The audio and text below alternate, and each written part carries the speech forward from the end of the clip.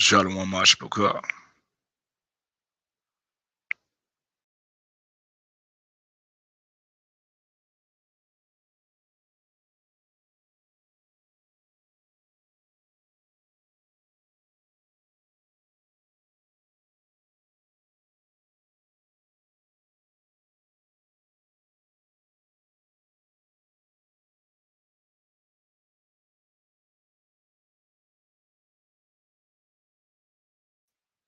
Okay.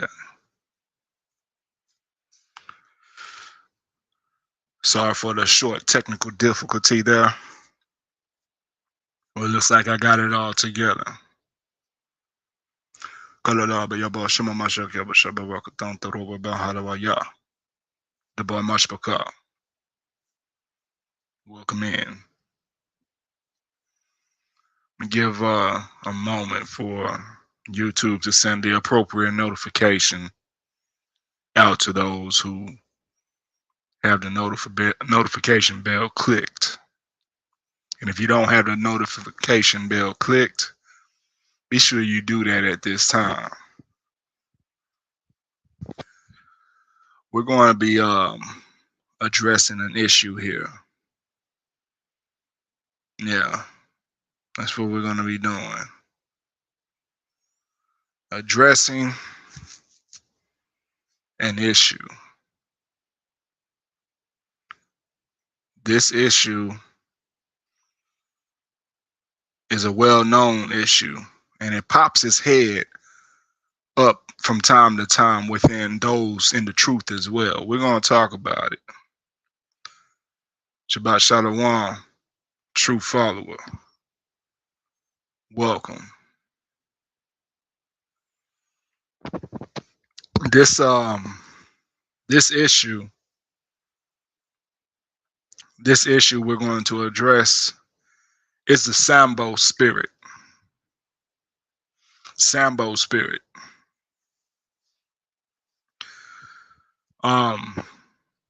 We got to address this issue. That's a spirit that's been around for a very long time.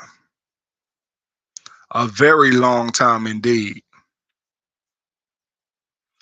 This spirit was moving around in Yashar'Al even before Mashiach walked the earth. And it stood here to this day. And sometimes it pops its head up in the vessels of those who should know better. But it's all by design. And we're going to expose it by the way of our holy manuscript. So if you're tuning in, you should already know to have your Bible handy, reading along with the scripts that are touched on during this lesson. We're going to start off in the book of 1 Maccabees. That's right, 1 Maccabees, chapter 1. We're in the book of 1 Maccabees, chapter 1, starting from the top.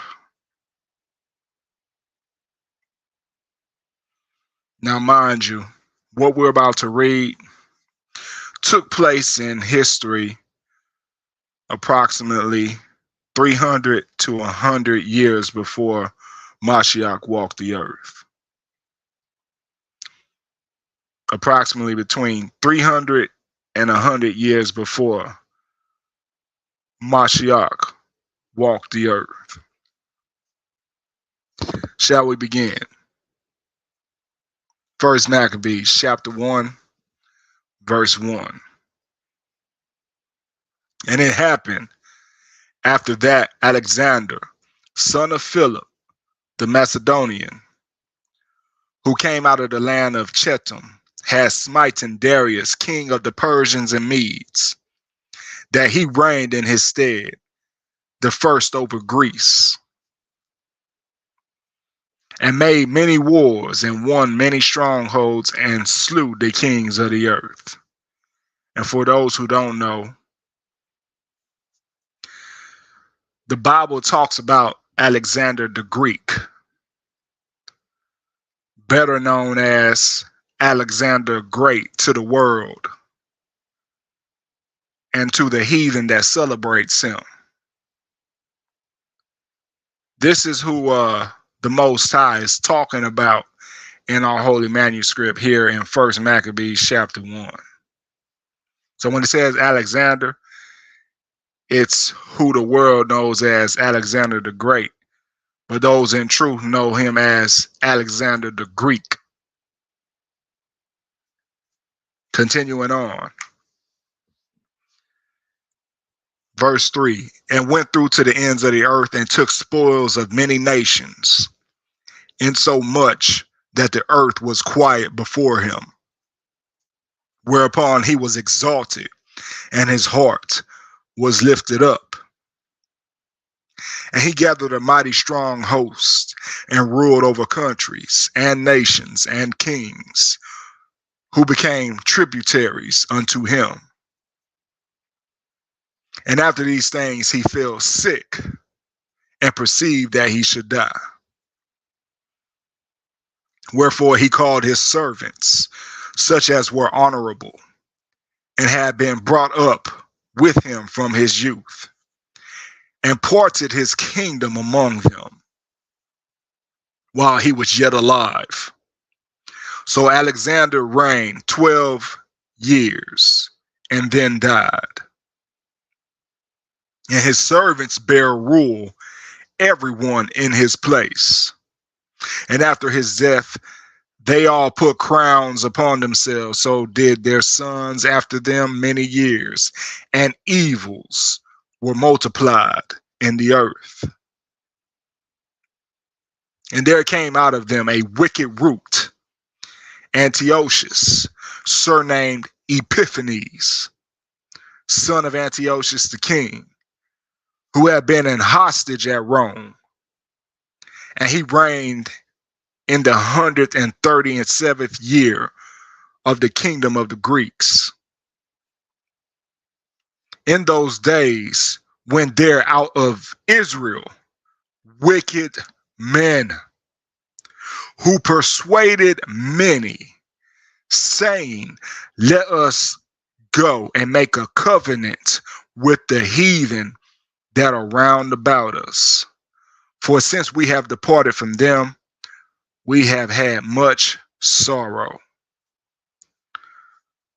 1 Maccabees chapter 1, verse 11, highlighted. This is the Most High telling us about raccoonery. Yeah, these were some raccoons among Yashar'Al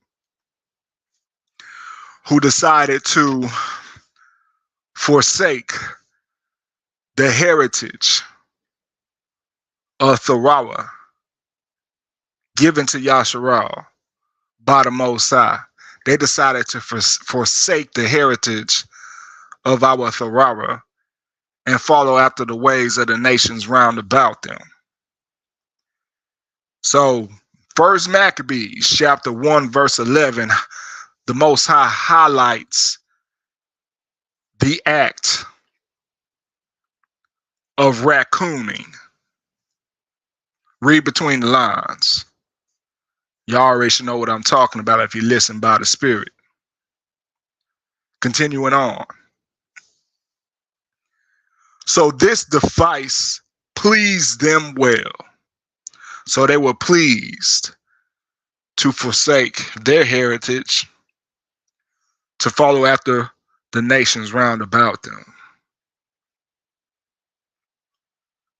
Then certain of the people were so forward herein that they went to the king, who gave them license to do after the ordinances of the heathen.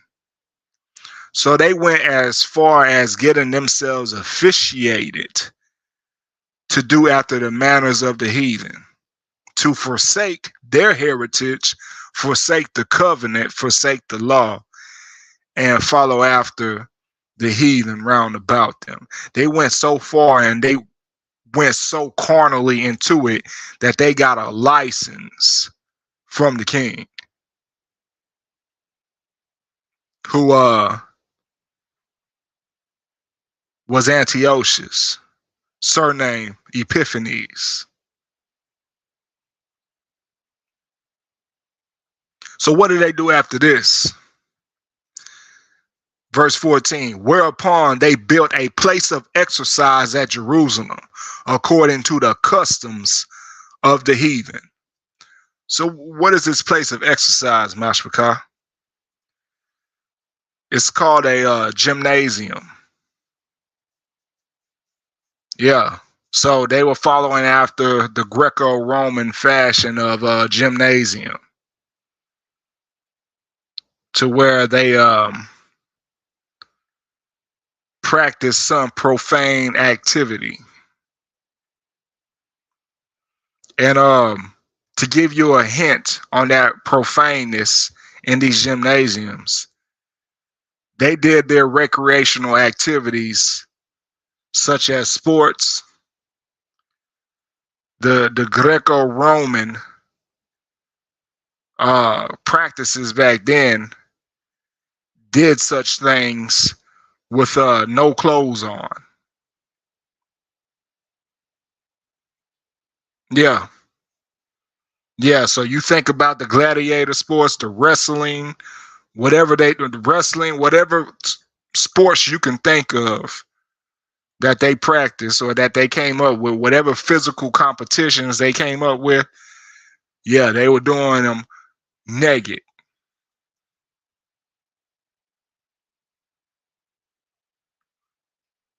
Here, I'll show you. Verse 15. And made themselves uncircumcised, and forsook the holy covenant, and joined themselves to the heathen, and were sold to do mischief. Con, true follower. Yeah.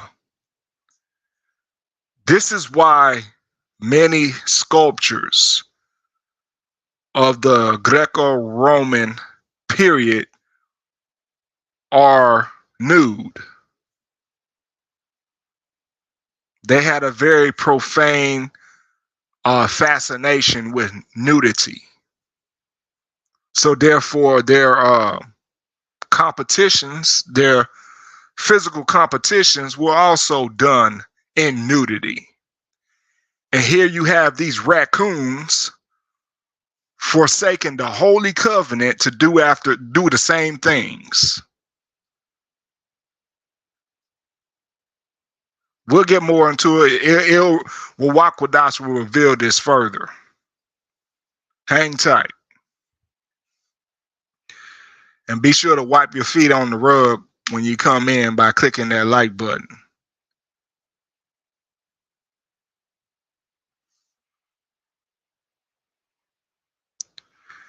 Now, we're going to jump to chapter 11 and get more of an idea of these raccoon Israelites and their actions. First Maccabees chapter 11. That's where we're going here. First Maccabees chapter 11. Starting from the top.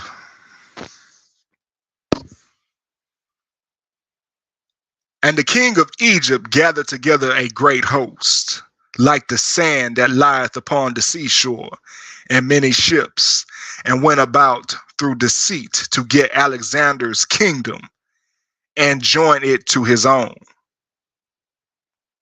Whereupon he took his journey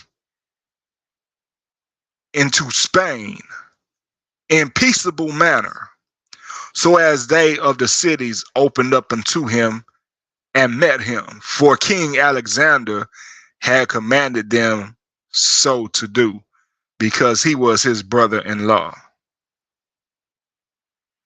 Shabbat Shalom, Patrick, welcome. Now, as Ptolemy entered into the cities, he set in every one of them a garrison of soldiers to keep it. And when he came near to Azotus, they showed him the temple of Dagon that was burnt, and Azotus and the suburbs thereof that were destroyed, and the bodies that were cast abroad, and them that he had burnt in the battle, for they had made heaps of them by the way where he should pass. And as they told King Salakia, as they told the king whatsoever Jonathan had done, to the intent he might blame him, but the king held his peace. Then Jonathan met the king with great pomp at Joppa, where they saluted one another and lodged. Afterward, Jonathan, when he had gone with the king to the river called Eleutherus, returned again to Jerusalem. King Ptolemy, therefore, have gotten the dominion of the cities by the sea unto Seleucia upon the sea coast, imagined wicked counsels against Alexander. Whereupon he sent ambassadors unto King Demetrius, saying, Come, let us make a league betwixt us, Salakia, and I will give thee my daughter whom Alexander hath, and thou shalt reign in thy father's kingdom. For I repent that I have gave my daughter unto him, for he sought to slay me. So you see how profane these rulers at the time were, these rulers of the Egyptian and Greco-Roman kingdom. They're talking about taking his daughter, who's already married, from another man and giving his daughter to another man when his daughter was already married. It's twisted. Verse 11. Thus did he slander him, because he was desirous of his kingdom. Wherefore he took his daughter from him and gave her to Demetrius, and forsook Alexander, so that their hatred was openly known. Then Ptolemy entered into Antioch, where he set 2 crowns upon his head, the crown of Asia and of Egypt. In the mean season was King Alexander in Cilicia, Salakia, because those that dwelt in those parts had revolted from him.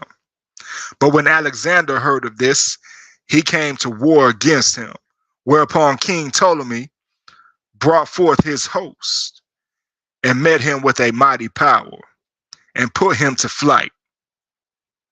So Alexander fled into Arabia, there to be defended. But King Ptolemy was exalted. For Zabdiel the Arabian took off Alexander's head and sent it unto Ptolemy. King Ptolemy also died the 3rd day, and they that were in the strongholds were slain one of another.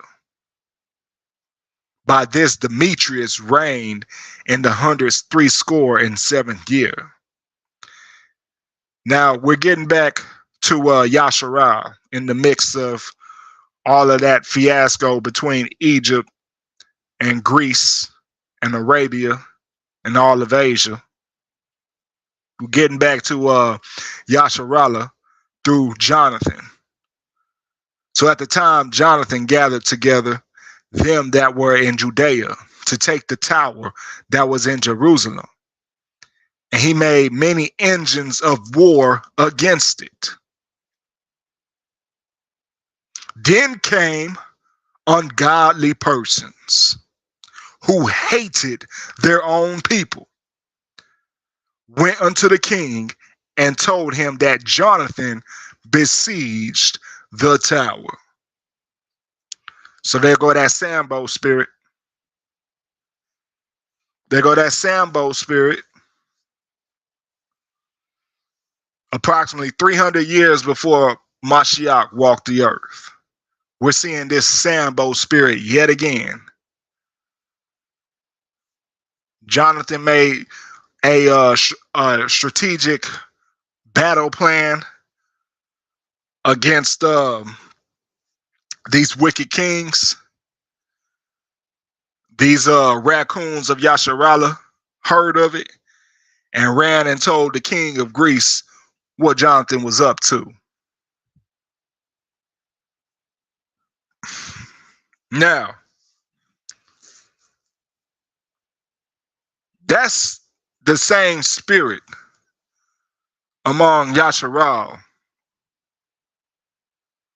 That's the same spirit that talks down on their people to individuals of other nations. That's the same spirit that does that this day.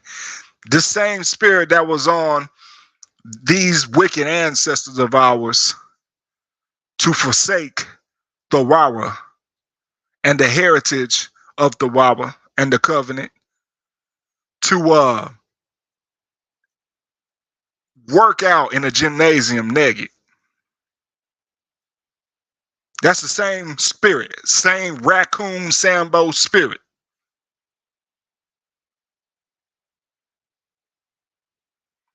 And that same raccoon Sambo spirit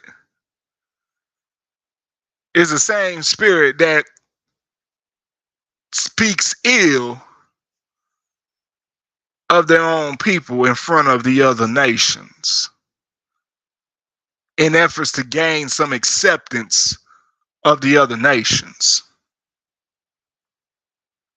They openly talk against Yashar'Al to the other nations to gain favor and acceptance to the other nations, the same way these raccoon ancestors did against Jonathan when he made a strategic battle plan and made engines of war, and they went and told the king of Greece. Oh, master, he's planning some war. Master, he planning some more. Sambo, raccoon spirit.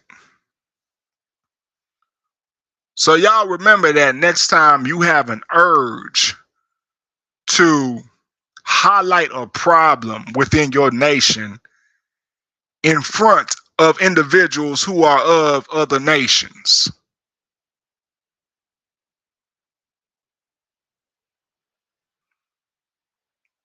We already have many of our issues already put on Front Street and on blast. So what other reason would it be for a member of Yashar'Al, a member of the tribes, to speak these ills to people they know of the other nations, rather than a raccoon spirit falls upon you?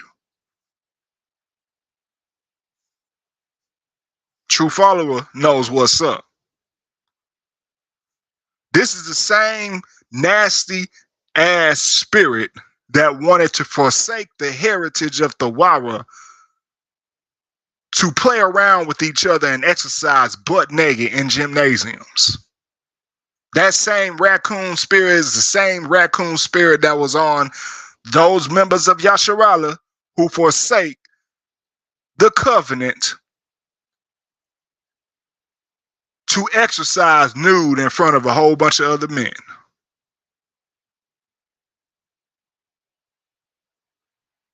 And it's the same spirit that told on Jonathan's strategic plan of warfare, exposing such diligence to their massa. Facts, Patrick, it is disgusting. So anytime you see one of us raccooning, think about those of Israel during the time of Greece, during Alexander's reign, during Antiochus's reign, who did these profane things, forsaking the own ways of their people, who spoke ill of their own people in front of these other nations.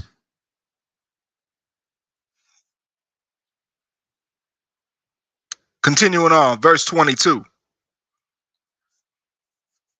Whereof, when he heard, he was angry, and immediately removing, he came to Ptolemaeus and wrote unto Jonathan that he should not lay siege to the tower, but come and speak with him at Ptolemaeus in great haste. Nevertheless, Jonathan, when he heard this, commanded to besiege it still.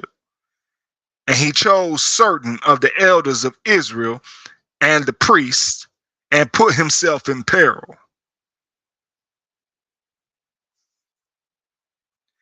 And took silver and gold, and raiment, and divers presents besides, and went to Ptolemaeus unto the king, where he found favor in his sight.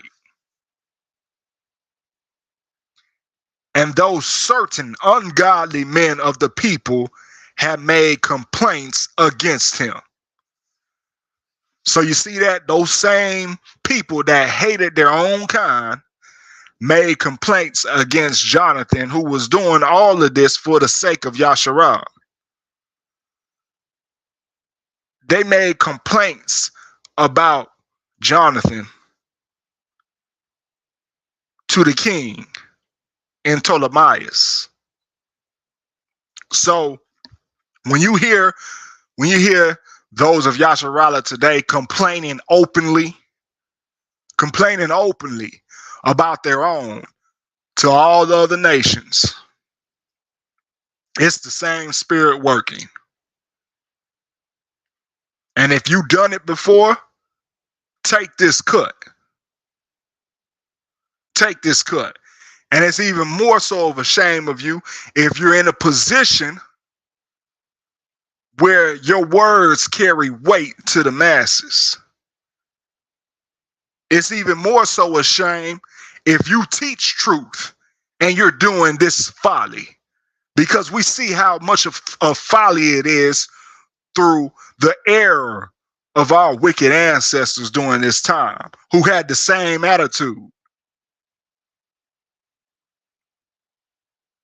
Y'all need to shut y'all's mouths speaking ill of your own nation. Shut your mouths. Stop speaking openly ill of your own nation to all these other members of the other nations.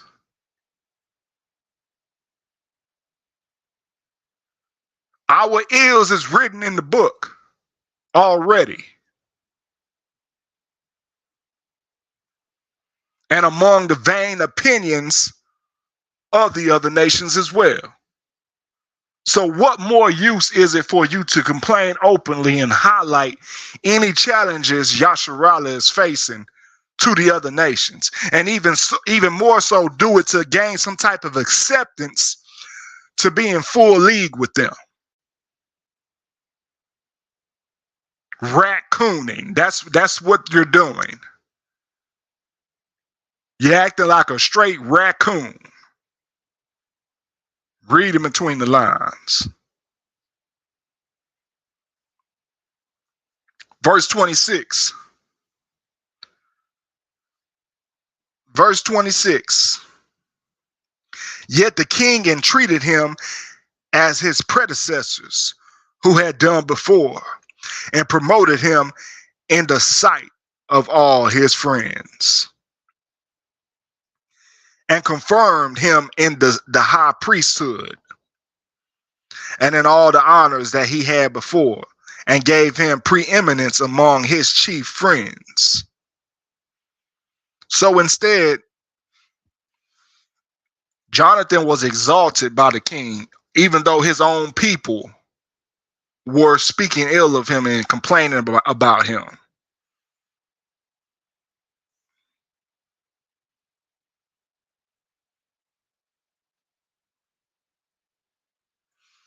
Okay, Patrick. You say, what camps speak ill of 2/3 openly? Is that raccoon behavior as well? When camps, Salat. No. No, that's not what we're talking about here. That's not what we're talking about here, Patrick. When you're rebuking the 2/3, you're doing something righteous. But when you're speaking of the nation as a whole, no difference between 2/3 and the 1/3. You're just speaking as a whole. That's when you're in folly. Because when you're speaking against the 2/3, you're actually rebuking them.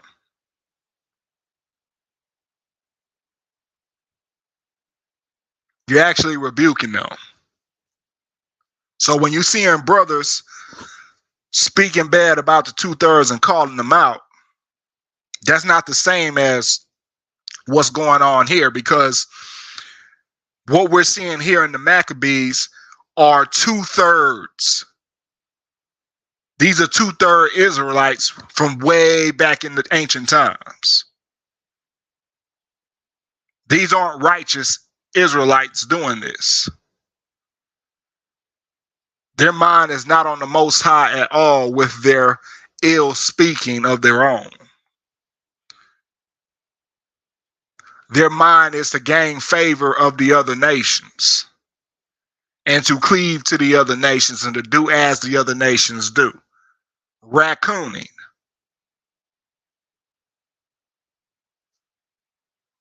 Now, Patrick, one thing we don't want to do is highlight the camps, right? Because when we highlight the camps like that and we speak ill against the camps, that is a form of raccooning as well.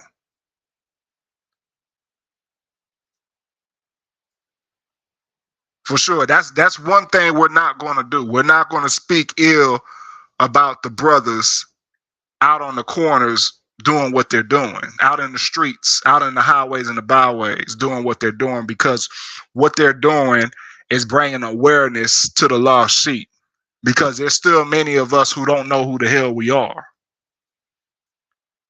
So I don't have anything ill to say about those brothers doing that. I don't agree with everything that they do, but you're not going to catch me just going off and speaking all the way ill about them. Because overall, what they're doing, Most High has them out there. At the end of the day, the Most High has them out there. They have an office. They have an office within the body. And whether you agree with the concept of the camps or not, just keep your mouth shut about them, because they have an office. Obviously, the Most High put them out there to do that. So when you're speaking ill about them openly, yes, you are in folly, because they're of your own people. They are of your own people, and many of us have been awakened by these same brothers out on the highways and the byways.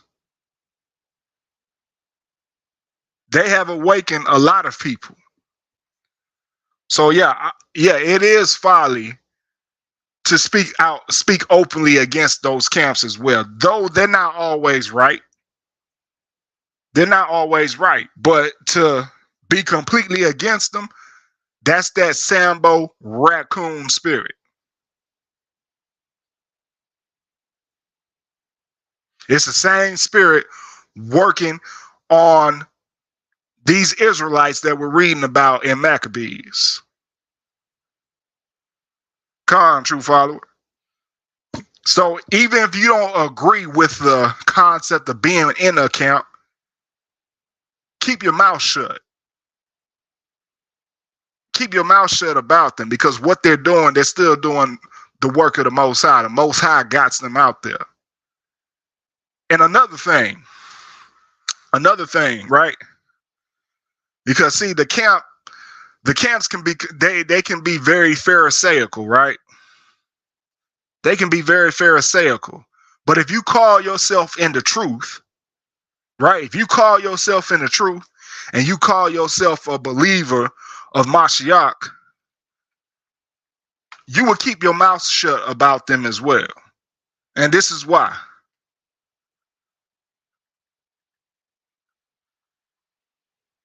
Matthew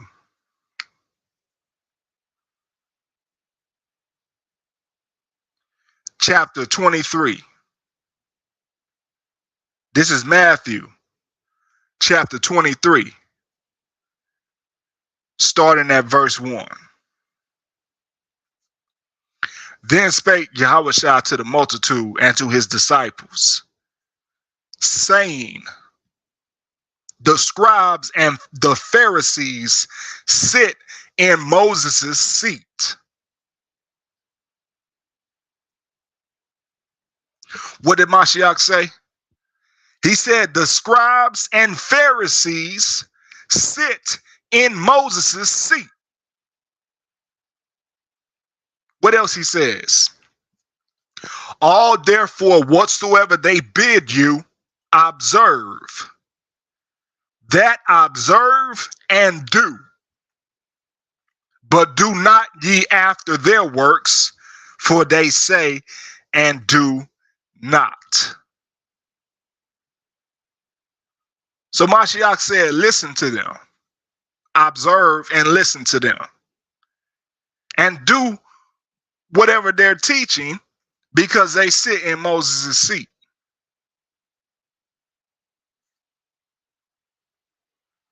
They sit in Moses' seat. So you speaking openly against these brothers out on the street and the highways and the byways, it's like you also speaking against Moses. Because though many of them are Pharisaical, Mashiach says still listen to them. Listen and learn from them. Just don't be a hypocrite.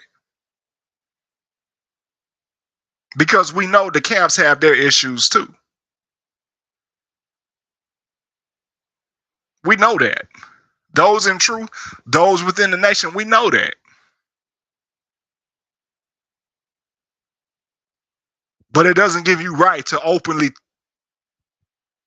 throw them down and cast them down in front of all the nations too. That's that Sambo raccoon spirit when you do that. The same spirit that works on the wicked Israelites 300 years before Christ walked the earth, during the time of the Maccabees, dealing with the Greco-Roman Empire. They were acting like some raccoons to have favor of the Greco-Roman customs. It's the same spirit.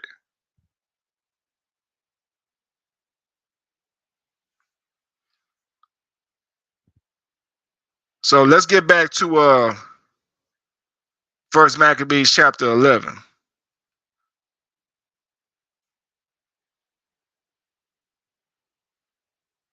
And see, anytime one of us are doing that openly, you're secretly being afflicted by the raccoon spirit, because you're doing it to gain favor of the other nations. That's the only reason why anybody of Yashar'Al would speak ill of their own openly like that. They're trying to gain favor and acceptance of the other nations. It's selling out.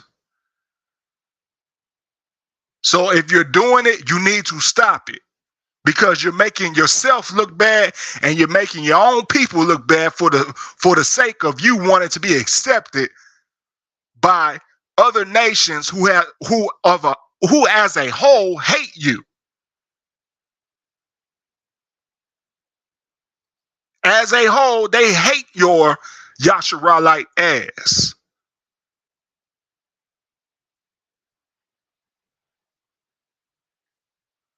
And here you are looking like a clown, speaking ill of your own people in front of them.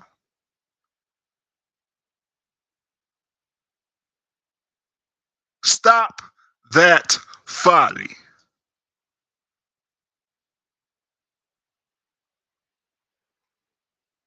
So let's get back to it. First Maccabees chapter 11.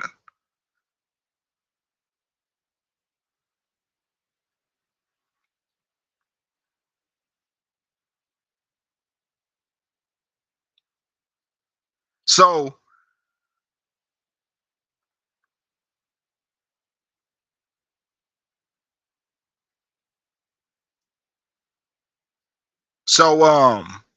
Jonathan gained favor of Demetrius. He gained favor, even though his own people were acting like raccoons and speaking against him to Demetrius. Demetrius found favor of Jonathan.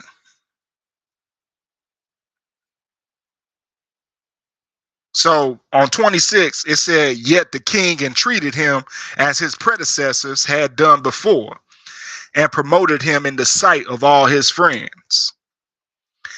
So see, that goes to show you. That goes to show you. You can complain about your own people all you want to these other nations, trying to gain their favor, yet they can still flip-flop on you and look down on you for speaking ill of your own. Oh yeah. Yeah. Yeah. Yeah. They that's how they see it. Oh wow, he don't even respect his own people.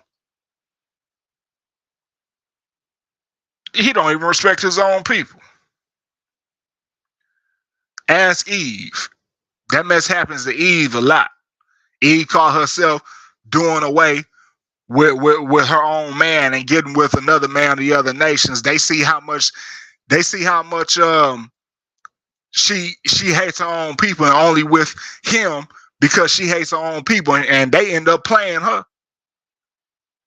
The other nations don't respect that raccooning.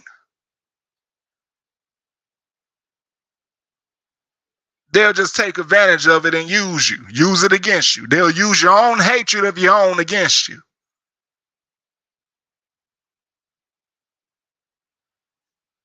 And that's what Demetrius did to those wicked Israelites who had that raccoon spirit. He used their own hatred of their own against them and promoted Jonathan in their sight. And that's the same thing people of the other nations are doing to you foolish Yashar'Al, members of Yashar'Al. They're doing the same thing to y'all.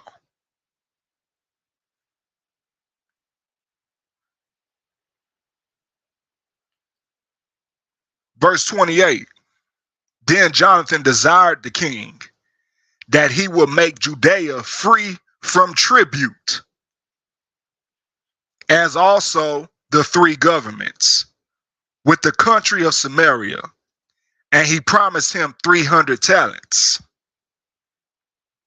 So, though Jonathan was befriending the king of the Greco-Roman Empire, he still had the promotion of his own in mind with such a relationship building, such a friendship building with King Demetrius. So once he seen that he gained his favor and he built some rapport with King Demetrius, he still had the end goal in mind. Hey, liberate Yashar'Al. Set us free from this tribute. He didn't forget his own people.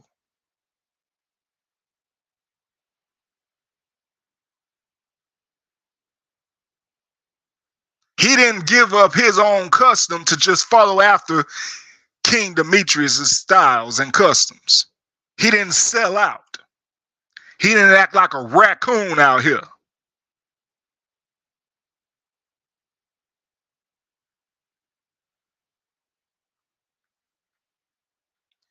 So what did Demetrius do?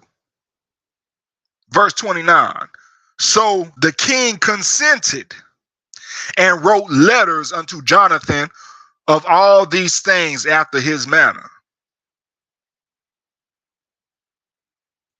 King Demetrius unto his brother Jonathan, and unto the nation of the Jews, sendeth greeting. So this is the letter he wrote. This is a letter that Demetrius wrote after Jonathan requested that he set Yashar'Al free from tribute. King Demetrius unto his brother Jonathan, and unto the nation of the Jews, sendeth greeting. We send you here a copy of the letter which we did write unto our cousin Lasthenes,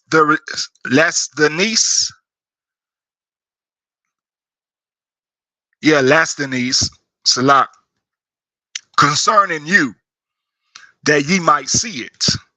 King Demetrius unto his father Lasthenes, sending greetings. We are determined to do good to the people of the Jews, who are our friends, and keep covenants with us because of their good will toward us. Wherefore we have ratified unto them the borders of Judea, with the three governments of Ephraim and Lydia and Ramathaim, that are added unto Judea from the country of Samaria, and all things appertaining unto them. For all such as do sacrifice in Jerusalem, instead of the payments which the king received of them yearly aforetime, out of the fruits of the earth and of the trees. And as for other things that belong unto us, of the tithes and customs pertaining unto us, as also the salt pits and the crown taxes which are due unto us, we discharge them of all their relief. And nothing hereof shall be revoked from this time forth forever. Now therefore see that thou make a copy of these things, and let it be delivered unto Jonathan, and set upon the holy mountain in a conspicuous place.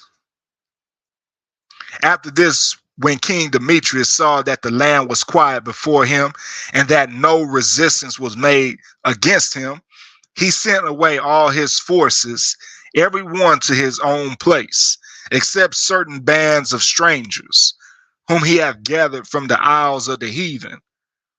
Wherefore all the forces of his fathers hated him. Salah, 1 second.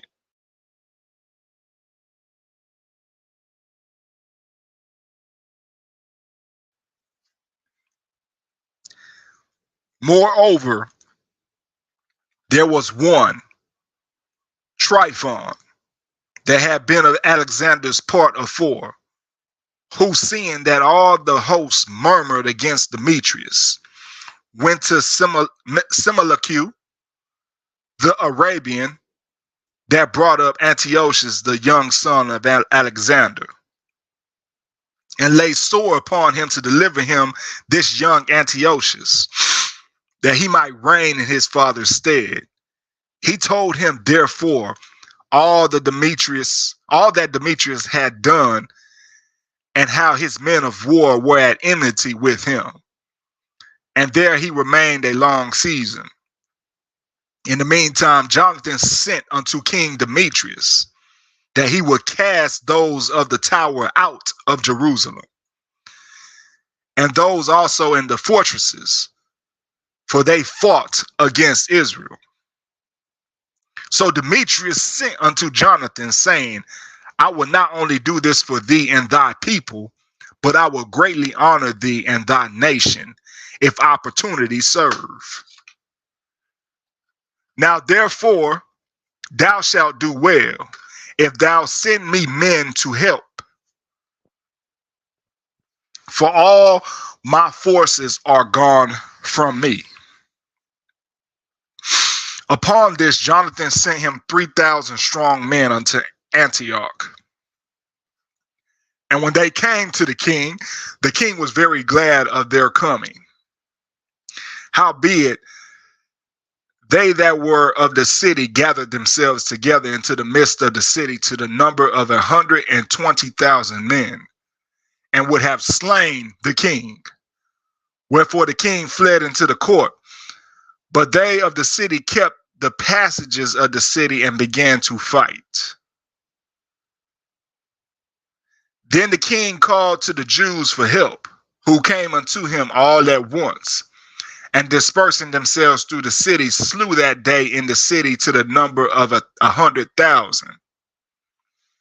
Also they set fire on the city, and gat many spoils that day, and delivered the king. So the Jews ended up helping King Demetrius during that ambush. Verse 49. So when they of the city saw that the Jews had got the city as they would, their courage was abated. Wherefore they made supplication to the king and cried, saying, grant us peace and let the Jews cease from assaulting us and the city. So they were taking back the tower as Jonathan had prepared before those Raccoonalites went and tried to tell on him. Verse 51. With that, they cast away their weapons and made peace, and the Jews were honored in the sight of the king and in the sight of all that were in his realm. And they returned to Yashar'Al, having great spoils. So King Demetrius sat on the throne of his kingdom, and the land was quiet before him. Nevertheless, he dissembled in all that ever he spake, and estranged himself from Jonathan.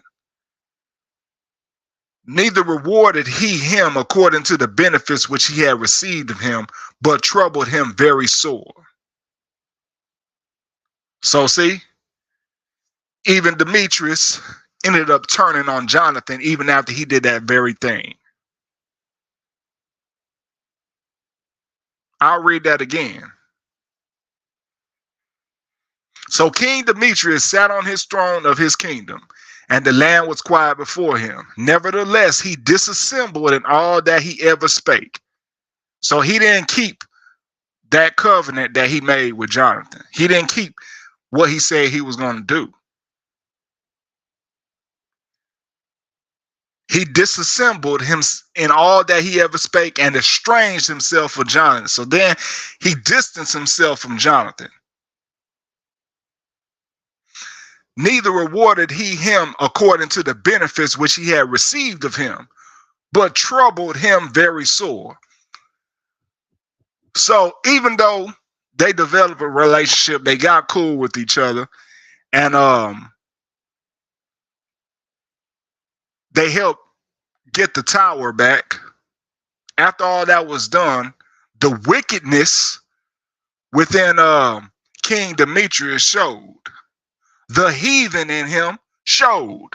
That heathen in him poked his head out.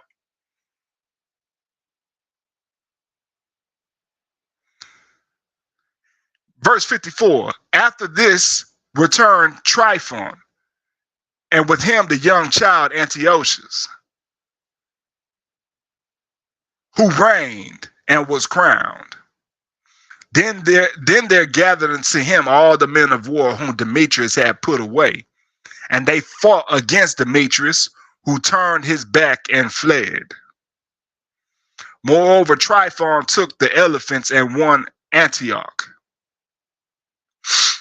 At that time, young Antiochus wrote unto Jonathan, saying, I confirm thee in the high priesthood, and appoint thee ruler over the four governments, and to be one of the king's friends. Upon this, he sent him golden vessels to be served in, and gave him leave to drink in gold, and to be clothed in purple, and to wear a golden buckle. His brother Simon also he made captain from the place called the Ladder of Tyrus unto the borders of Egypt.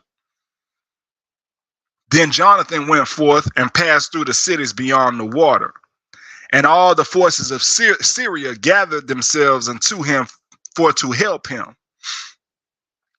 And when he came to Ascalon, they of the city met him honorably, from whence he went to Gaza, but they of Gaza shut him out. Wherefore he laid siege unto it, and burned the suburbs thereof with fire, and spoiled them. Afterward, when they of Gaza made supplication unto Jonathan, he made peace with them, and took the sons of their chief men for hostages, and sent them to Jerusalem, and passed through the country unto Damascus. Now when Jonathan heard that Demetrius's princes were come to Cadiz, which is in Galilee, with a great power, proposing to remove him out of the country, he went to meet them, and left Simon his brother in the country. Then Simon encamped against Bethsura, and fought against it a long season, and shut it up. But they desired to have peace with him, which he granted them, and then pulled them out from thence, and took the city, and set a garrison in it. As for Jonathan and his hosts, they pitched at the water of Gennesaret, from whence betimes in the morning they get them to the plain of Nasur. And behold, the host of strangers met them in the plain, who having laid men in ambush for him in the mountains, came themselves over against him. So when they that lay in ambush rose out of their places and joined battle, all that were on Jonathan's side fled, insomuch as there was none of them left except Mattathias, the son of Absalom, and Judas, the son of Calphi, the captains of the hosts. Then Jonathan rent his clothes and cast earth upon his head and prayed. Afterwards, turning again to battle, he put them to flight, and so they ran away. Now when his own men that were fled saw this, they turned again unto him, and with him pursued them to Cadiz, even unto their own tents, and there they camped. So there was slain of the heathen that day about 3,000 men, but Jonathan returned to Yashar'Al. So it was a lot of back and forth with that experience Jonathan saw. From Demetrius acting brand new,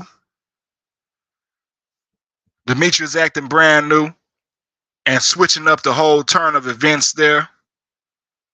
Jonathan saw many transitions there, but at the end of it all, Yahweh saw him through. But you see, it was a lot of double-mindedness going on with Demetrius, being the Greco-Roman ruler or king that he was.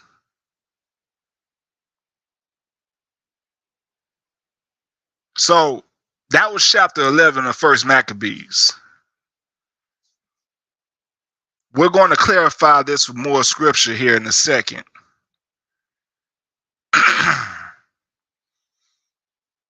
So, regarding this spirit of Sambo, this raccoon spirit, the Most High shows us that it doesn't pay off. No matter what's going on in your vain mind, no matter what advantage you think you're going to get from doing it, it's going to backfire on you.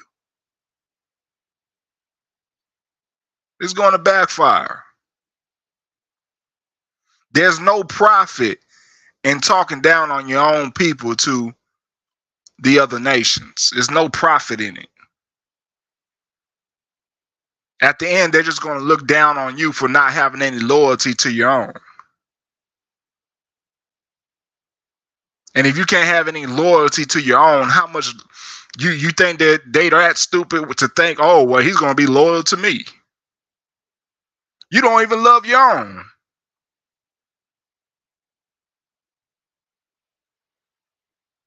So how you going to have a genuine friendship that you're trying to do or whatever you're trying to get? How you going to have it genuine with those of the other nations if you can't even love your own? But your whole point is to gain some favor from those of the other nations by talking down on your own. The scriptures show us, the scriptures showed us the results of that. All those raccoons talking down on Jonathan, telling on him and complaining about him to King Demetrius. King Demetrius just exalted Jonathan, but then ended up acting brand new after the tower was taken back in Yashar'Al. Come on, Patrick. You already know. You already know.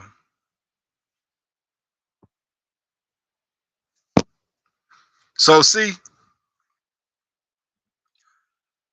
what's that scripture? What's that scripture? If you good with if you good with Yah, even your enemies will be at peace with you. What's that scripture?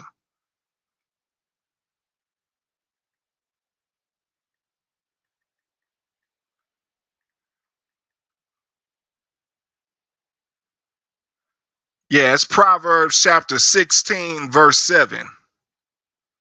When a man's ways please the Lord, Yahweh, he maketh even his enemies to be at peace with him. So we saw that with Jonathan. Jonathan was getting exalted by the enemies,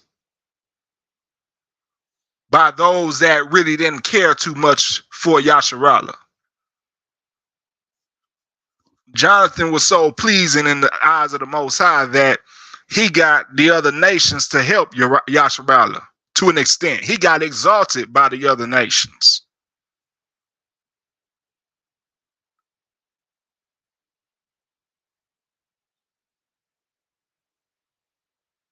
So anybody who's acting as a raccoon, you think that's pleasing to Yah?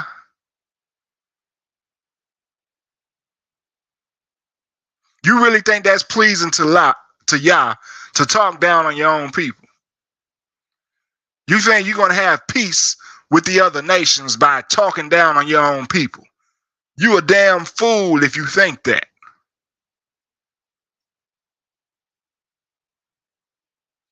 It's nothing but raccoonery when you're doing so. You're being a straight up raccoon. Black all around your eyes. Let's get to these precepts. 2 Timothy chapter 3. 2 Timothy chapter 3, starting from the top. Patrick says, I was reading Proverbs 3, and Proverbs 3:31 made me think about this live stream. You know what, Patrick? That's what Wakodash, because I'm definitely going to cover Proverbs 3:31. Yeah, that's Wakodash. I almost titled this live stream with that. I sure did. I almost titled it with that. But let's get here to 2 Timothy chapter 3, starting from the top. This know also, that in the last days perilous times shall come.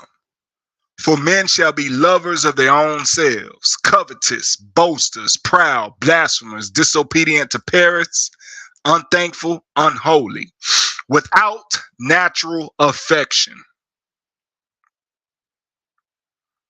Without natural affection. You know what that natural affection is? Love of your own people. If you acting like a raccoon in any manner, you lack natural affection.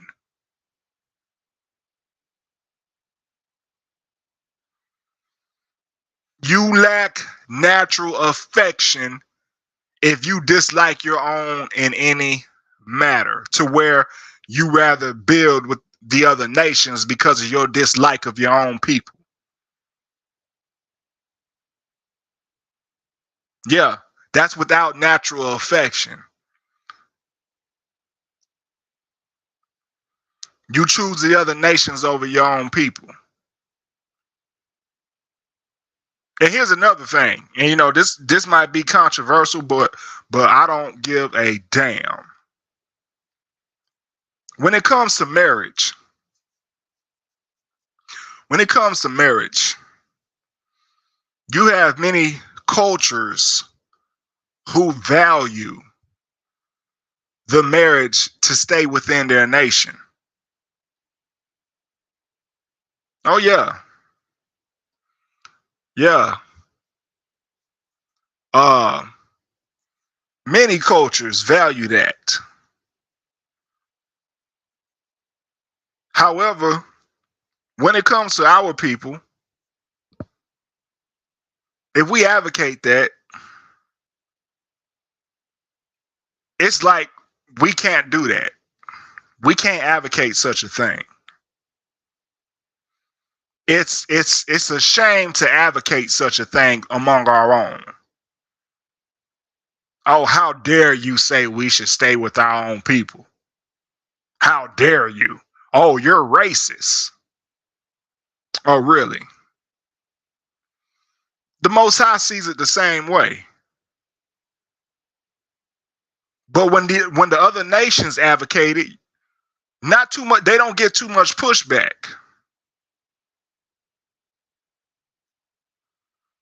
When the other nations advocate staying within their own nations with marriage, they don't get pushback. It gets respected. But let somebody within our nation advocate such a thing. Oh, you're racist. You're racist. Why does it have to be racism with us when we promote exclusivity?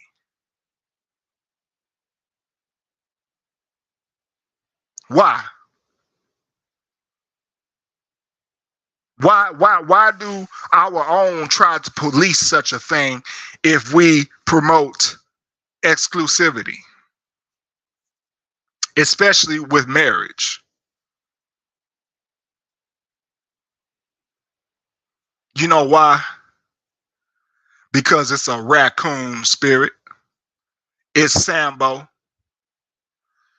You dislike something of your own people so much that if you see one of our own advocating, hey, stay within your nation in the marriage, oh, you're being racist. Oh, how dare you?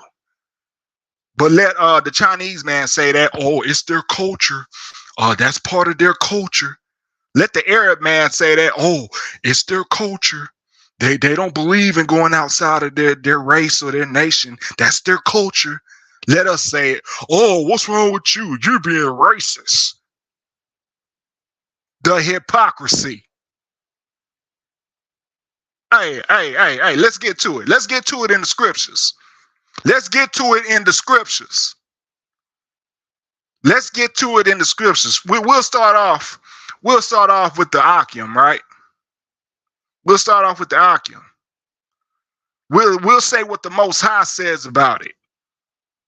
We'll see what the Most High says about it.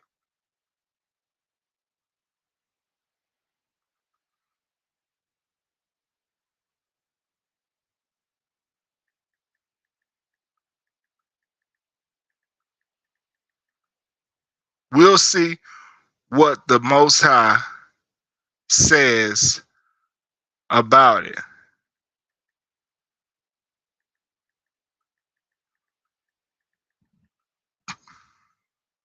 Tobit, chapter 4. This is Tobit, the book of Tobit, chapter 4. Starting at verse 12. Beware of all whoredom, my son. Beware of all whoredom, my son, and chiefly take a wife of the seed of thy fathers. Preferably take a wife of the seed of thy fathers. Firstly, take a wife of the seed of thy fathers, and take not a strange woman to wife, which is not of thy father's tribe. For we are the children of the prophets, Noah, Abraham, Isaac, and Jacob. Remember, my son, that our fathers from the beginning, even that they all married wives of their own kindred, and were blessed in their children, and their seed shall inherit the land.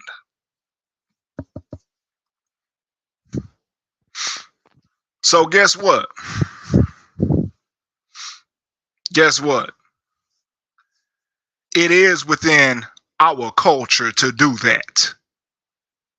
To be just as many of these other nations are that you put at a high respect. Oh, that's their culture. They don't believe in going outside of their race. They don't believe in going outside of their nation. That's just their culture. Guess what? It's our culture too. You just strayed so far away from it with your raccoon ass. You have hatred toward your own people so much that you forgot it's your culture too to do such a thing.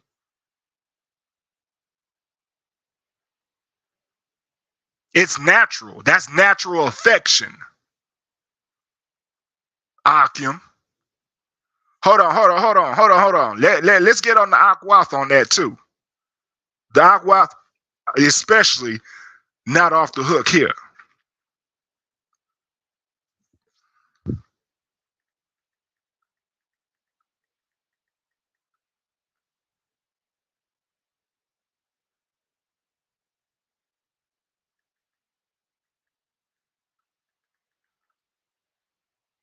Numbers, chapter 36, starting at verse 5. And Moses commanded the children of Israel according to the word of Yahweh, saying, the tribe of the sons of Joseph has said well. This is the thing which Yahweh doth command concerning the daughters of Zelophehad, saying, let them marry to whom they think best. Only to the family of the tribe of their father shall they marry.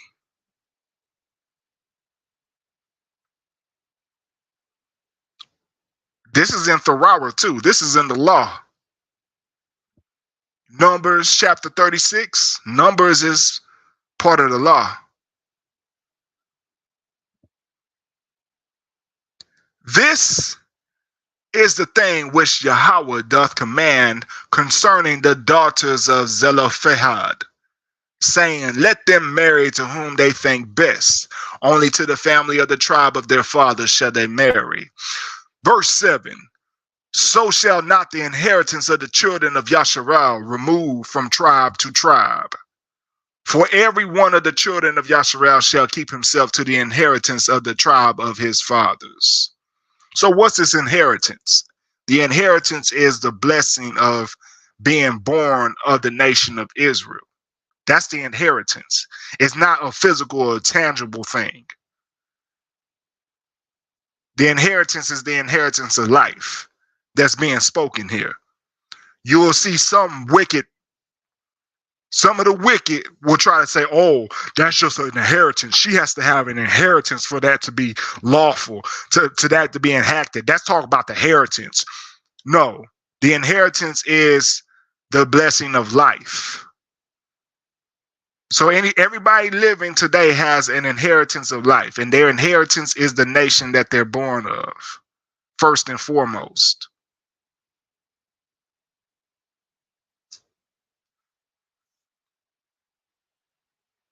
Verse 8, and every daughter that possesseth an inheritance in any tribe of the children of Israel shall be wife unto one of the family of the tribe of her father. One of the family means any tribe of the nation of Israel. So one of the family of the tribe of her father. So if the tribe of her father is Judah, one of the family will be Ephraim, Issachar, Benjamin, Levi, etc., etc., etc.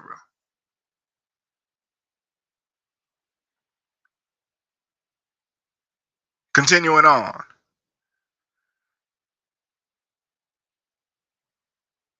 That the children of Israel may enjoy every man the inheritance of his fathers. Verse 9. Neither shall the inheritance remove from one tribe to another tribe, but every one of the tribes of children of Israel shall keep himself to his own inheritance.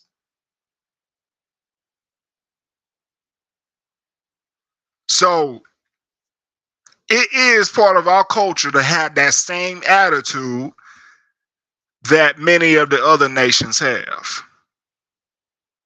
Y'all respect it wholeheartedly when the other nations have that stance. But if we advocate such a stance, y'all want to try to police it. Oh, you can't say this.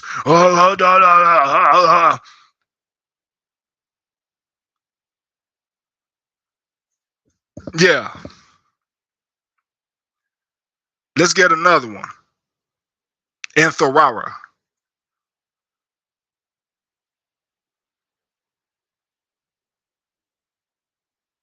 Let's get another one in Thorara.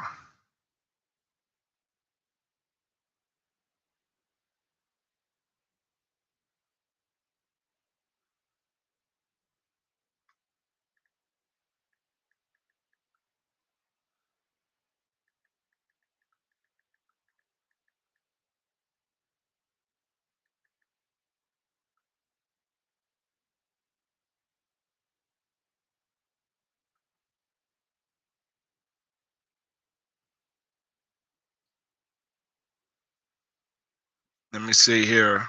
Bear with me for a second.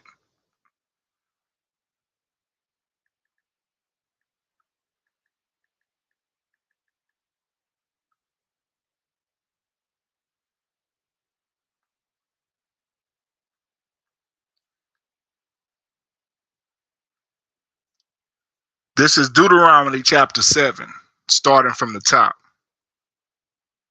When Yahweh the Elohim shall bring thee into the land whither thou goest to possess it, and hast cast out many nations before thee, the Hittites, and the Girgashites, and the Amorites, and the Canaanites, and the Perizzites, and the Hivites, and the Jebusites, 7 nations, greater and mightier than thou.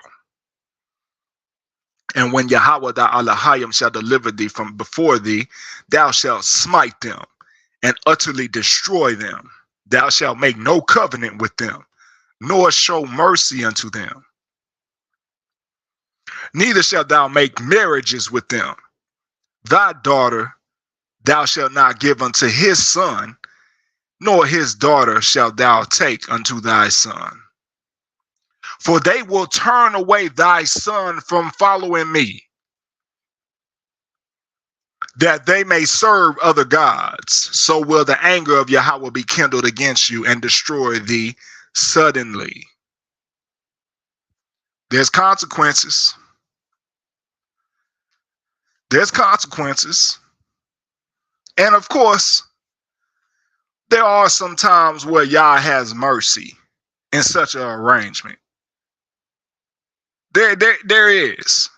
There is some time when Yah has mercy. Like, for example, Moses had an Ethiopian wife.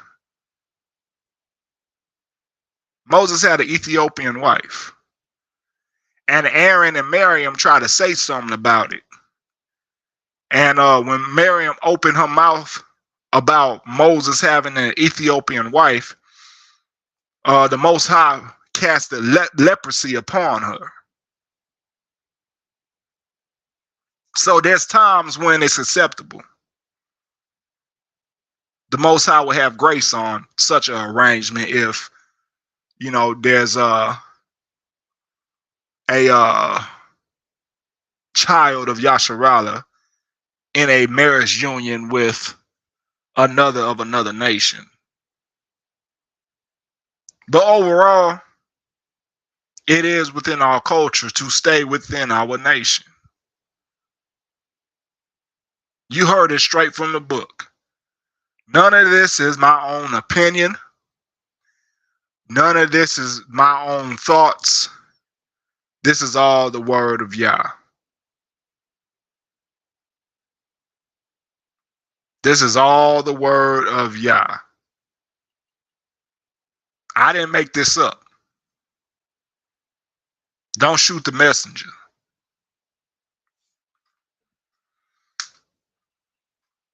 Now, let's get back to those scripts.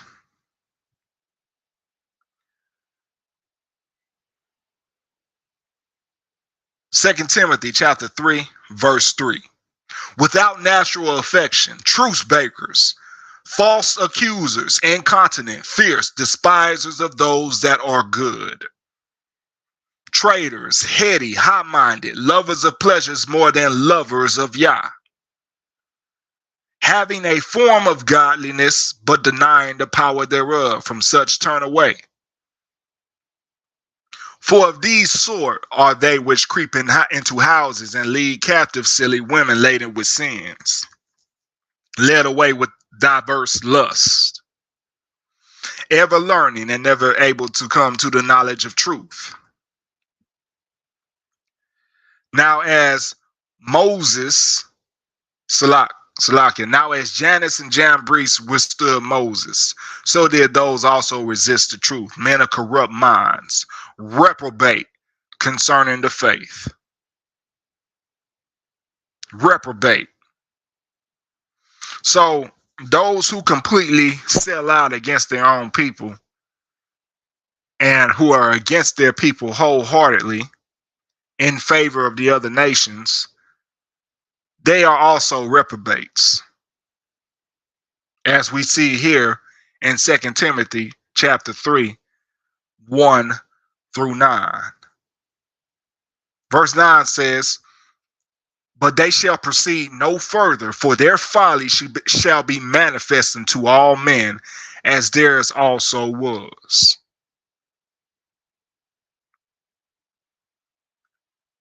And Patrick, when you mention Proverbs 3 and 31, I have it right here.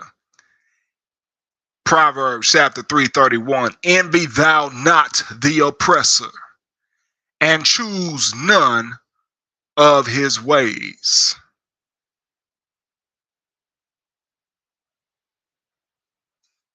Yeah.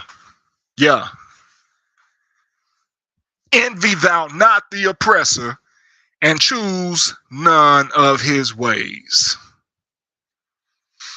Now, I'm going to get on some of my Northern Kingdom Akim and Akwaf, especially with Proverbs 3 and 31. Because there's some raccoons among them as well. And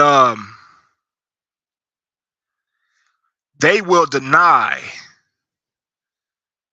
being anything indigenous and claim being a property of Spain, because the word Hispanic is a man-made word. It's manufactured to be property of Spain. When you call yourself a quote-unquote Hispanic, a so-called Hispanic,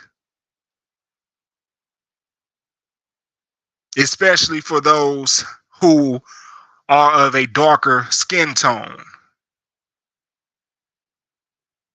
right?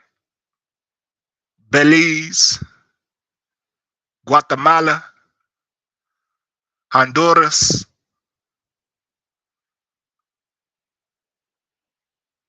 a lot of them will swear up and down they're nothing close to that continent of Africa. They're nothing close to that. They're Hispanic. They're property of Spain. That's folly as well.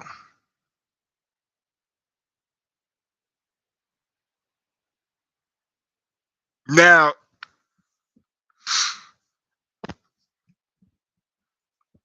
you want to claim being European over being an actual indigenous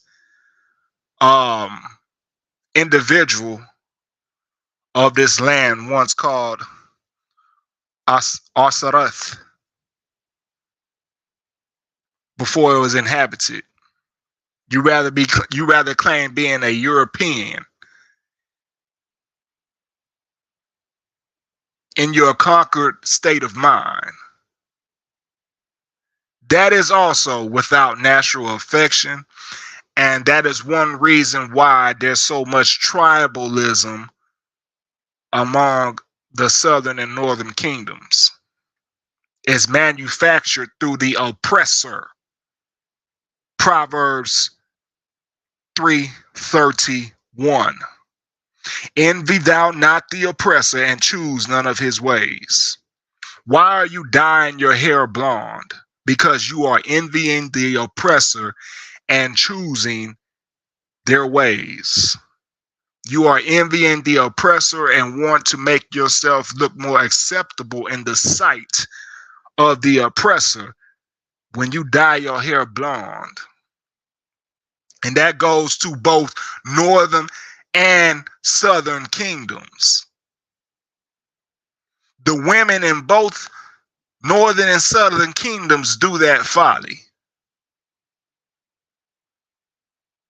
Your hair jet black and you take the extreme measures of dyeing it blonde to gain favor of your oppressor, to gain acceptance of your oppressor. Proverbs 3:31 said, what? Envy thou not the oppressor, and choose none of his ways. You dyeing your hair blonde knowing you're not a natural blonde. You're choosing the ways of the oppressor, and you're also envying the oppressor.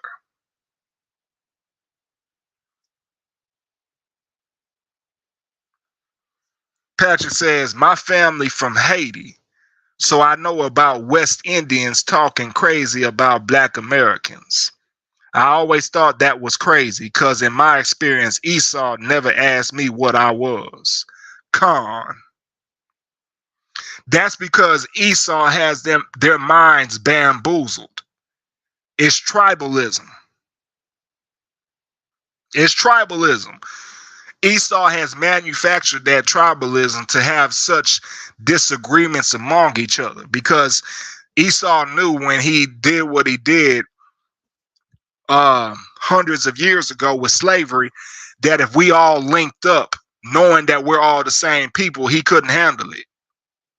So he has to have us against each other and scattered and disjointed so that way we can't override him.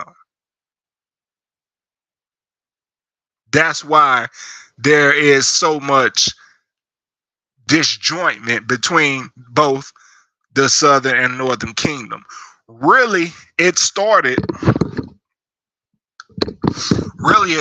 with Malak Shalamah. Yeah, it really started with Malak Shalamah.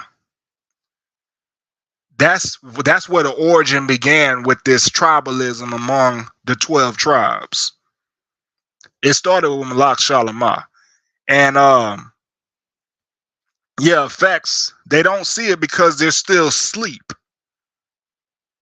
They're still asleep. That's why they don't see it. But it started with Malak Shalamah. The separation of the northern and southern kingdom started with Malak Shalamah because of his heathen wives.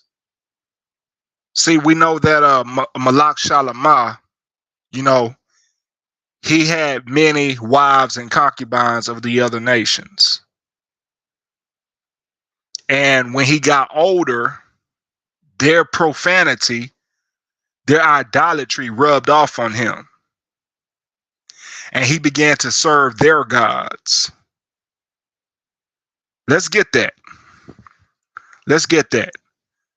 See, Malak Shalamah, with all his wisdom, fell to such folly by having so many different wives of the other nations. But see, you'll have those who are unlearned and under a doctrine of religion, Christianity, say, oh, King Solomon fell from grace because he had all those wives. No, he fell from grace because he had wives who were idolaters, and they took advantage of him in his older age, and he fell victim to worshiping their gods. He gave his strength over to them, and he worshiped their gods, building altars and all this stuff for them to worship their gods, and he right there with them worshiping idol gods. But let's get that.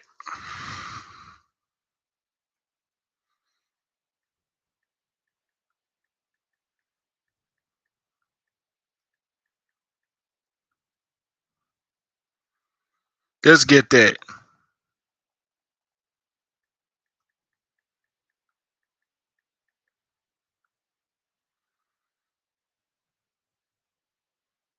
This is First Kings. First Kings, chapter 11, starting from the top. But Malak Shalamah loved many strange women, together with the daughter of Pharaoh, women of the Moabites, Ammonites, Edomites, Zidonites, and Hittites, of the nations concerning which Yahweh said unto the children of Israel, Deuteronomy chapter 7, ye shall not go into them, neither shall they come into you, for surely they will turn away thy heart from me.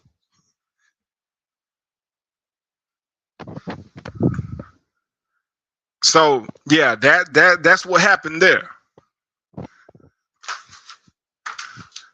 Now I need to go.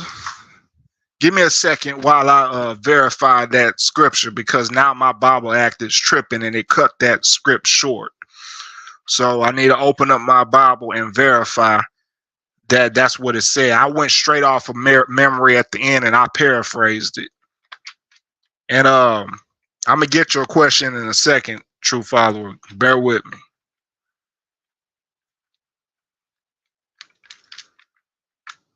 So First Kings chapter 11.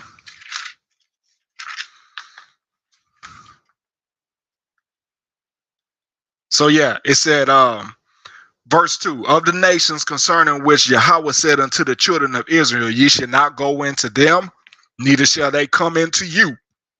For surely they will turn away your heart after their gods. Shalamah clave unto these in love. So those other nations will turn away your heart from serving Yahweh purely, because they have their own gods, they have their own customs, which Yahweh said we're not supposed to do after. So when you're doing that, you're raccooning not only against your own people, but against the Most High himself. And it comes with consequences. Your children end up being confused about their true identity. It has consequences. Hey, this is the unfiltered truth of Yah. This is straight from the Bible. I am not telling you anything that I think personally. I am telling you what Yah says concerning these matters. Get out of your feelings if you're listening and you hear this and you may think it's racist. Get the hell out of your feelings and out of your wicked heart, because your heart is wicked and your heart is going against what's righteous.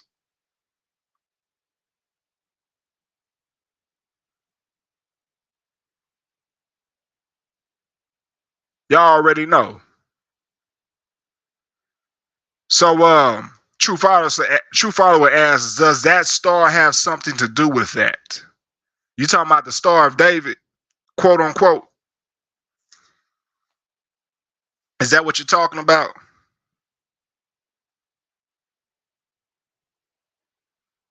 True Follower, verify what you're talking about. What star are you talking about? Okay, we're going to get that in a second. Bear with me.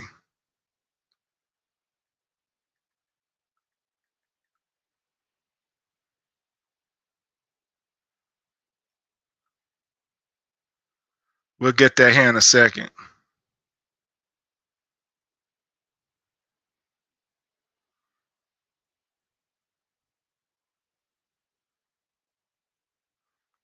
Amos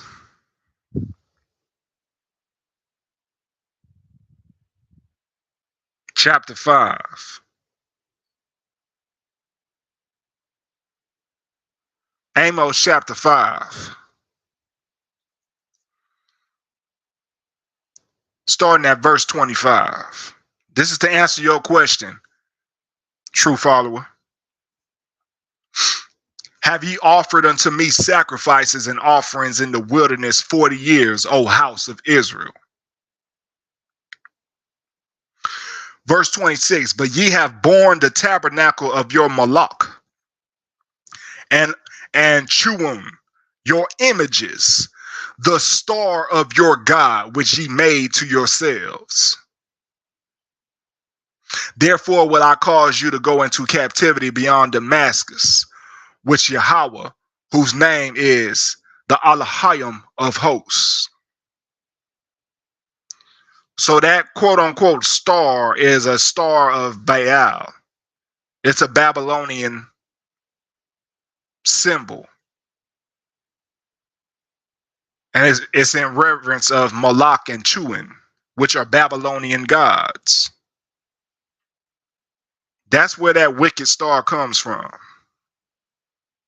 It has nothing to do with David. So out of the stiff-necked and the hard-hearted characteristics of Yashar'Al, that star was created.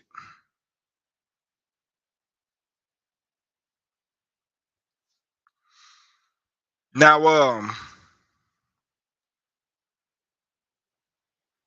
let's get to the split of the northern and southern kingdom, right?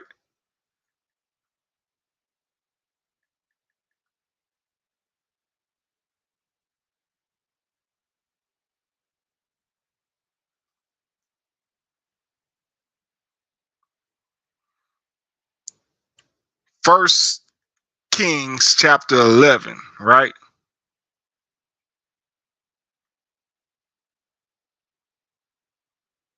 Verse 3. First Kings chapter 11, verse 3. And he had 700 wives, princesses, and 300 concubines, and his wives turned away his heart. For it came to pass when Solomon was old, that his wives turned away his heart after other gods, and his heart was not perfect with Yahweh, his Elohim, as was the heart of Dawud, his father. For Shalimar did for Shalimar went after Ashtaroth, the goddess of the Zidonians,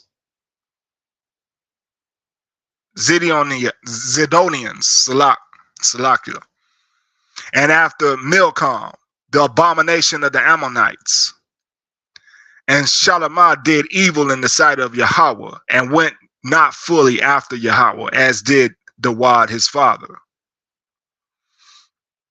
Then did Shalimar build an high place for Chemosh, the abomination of Moab, in the hill that is before Jerusalem, and for Molech, the abomination of the children of Ammon. And likewise did he for all his strange wives, which burnt incense and sacrificed unto their gods. So Shalimar went the hell off concerning his heathen wives.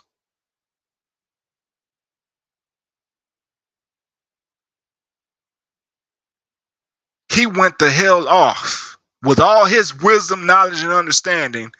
He went off when he became old. Verse 9, and Yahweh was angry with Shalimar because his heart was turned away from Yahweh Allahayim of Yashar'Al, which had appeared unto him twice, and had commanded him concerning this thing, that he should not go after other gods, but he kept not that which Yahweh commanded. Wherefore Yahweh said unto Shalimar, for as much as this is done of thee, and thou hast not kept my covenant and my statutes, which I have commanded thee, I will surely rend the kingdom from thee, and will give it to thy servant. Notwithstanding in thy days, I will not do it for Dawad thy father's sake, but I will rend it out of the hand of thy son. Howbeit, I will not rend away all the kingdom, but will give one tribe to thy son, Dawad, my servant's sake, and for Yerushalayim's sake, which I have chosen. And Yahweh stirred up an adversary unto Shalimar, Hadad the Edomite, who was of the king's seed in Edom. For it came to pass when Dawad was in Edom, and Joab, the captain of the host, was gone up to bury the slain, after he had smitten every male in Edom. For 6 months did Joab remain there with all Yashar'Al, until he had cut off every male in Edom. That Hadad fled, and he and certain Edomites of his father's servants with him, to go into Egypt, Hadad being yet a little child. And they arose out of Midian and came to Paran, and they took men with them out of Haran, and they came to Egypt unto Pharaoh king of Egypt, which gave him a house, and appointed him victuals, and gave him land. And Hadad found great favor in the sight of Pharaoh, so that he gave him to wife the sister of his own wife, the sister of Tapenes, the queen. And the sister of Tapenes bare him Genubath, his son, who Tapenes weaned in Pharaoh's house, and Genubath was in Pharaoh's household among the sons of Pharaoh. So we see all that chaos that resulted in Shalimar serving these other gods. So the whole time Malak Shalimar was reigning in Israel, Israel was in peace. But as soon as he started worshiping those idol gods of his heathen wives, the Most High brought up an adversary for Shalimar, Hadad, an Edomite. You see how the Most High works? You cannot play the Most High. There's no shortcuts with the Most High. There's no game with the Most High. He will see you one way or the other. Now, I'm going to jump down, right? Khan. Galalabaya. I'm going to read through this and we're going to get to the split of the kingdoms here in a second. Because remember, Yahweh told Malak Shalimah, hey, I'm going to rend the kingdom from your son's hand. I'm not going to do it while you're reigning, but your son who takes the heir of the kingdom of Yashar'Al, I'm going to do it to him. So we're going to get to this point here. I'm going to continue reading and we're going to build up to that point to see the disjointment between the northern and southern kingdoms.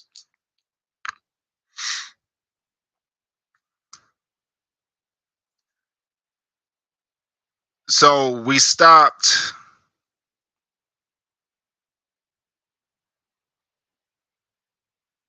Okay, verse 21.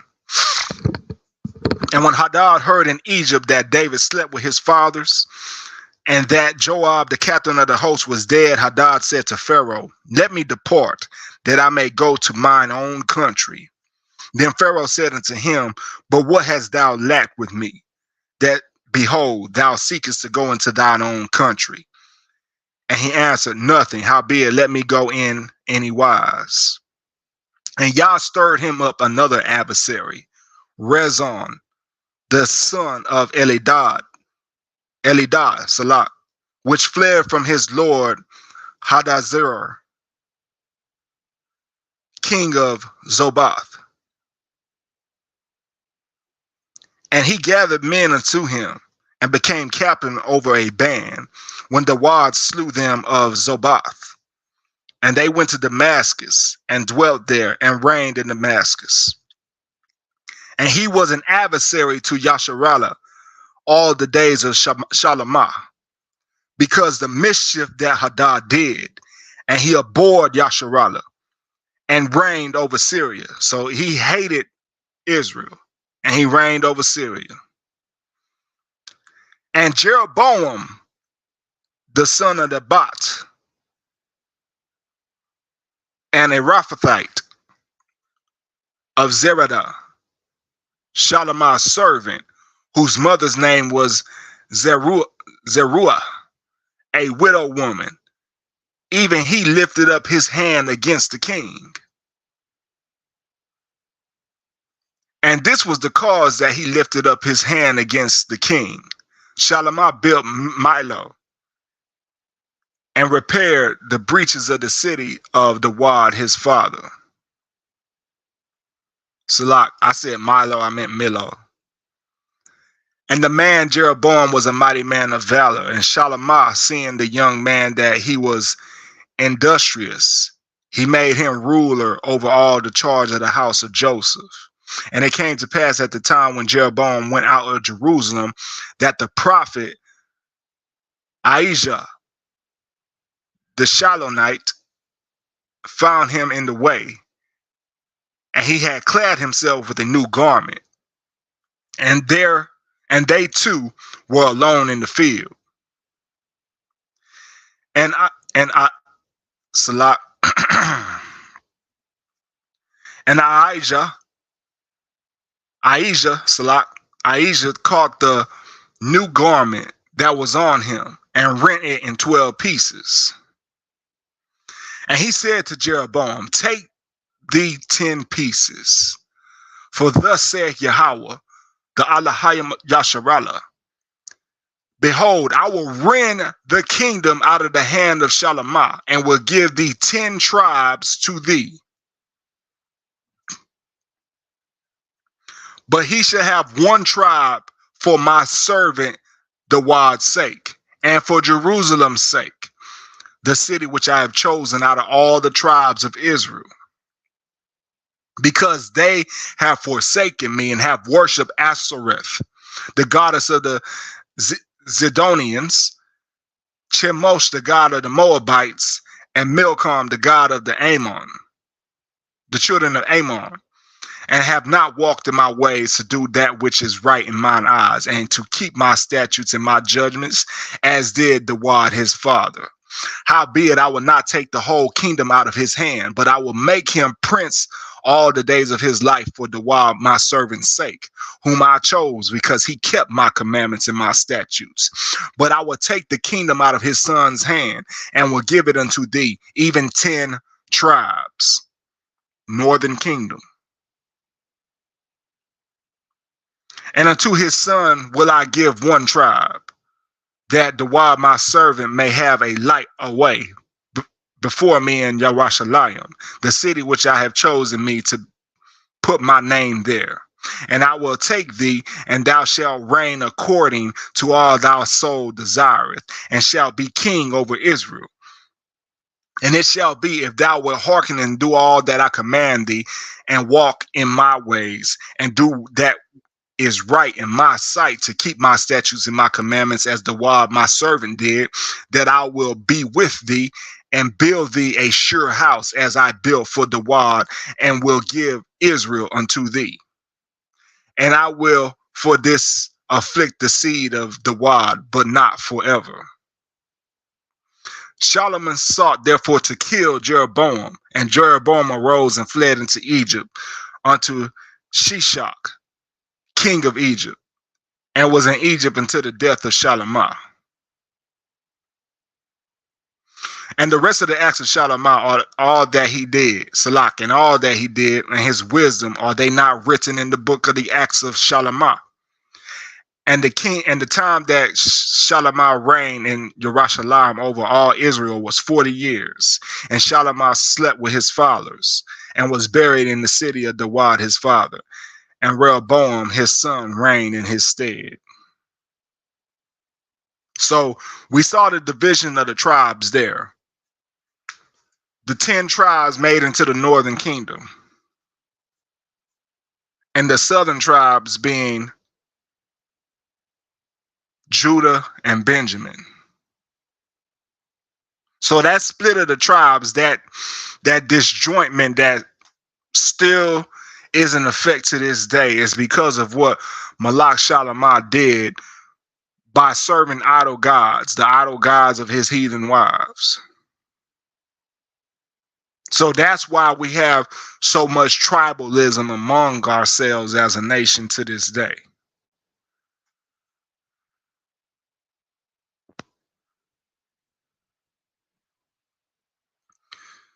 Yeah, sleep means to die. Yes. So he slept with his fathers. That means he went under. He gave up the ghost.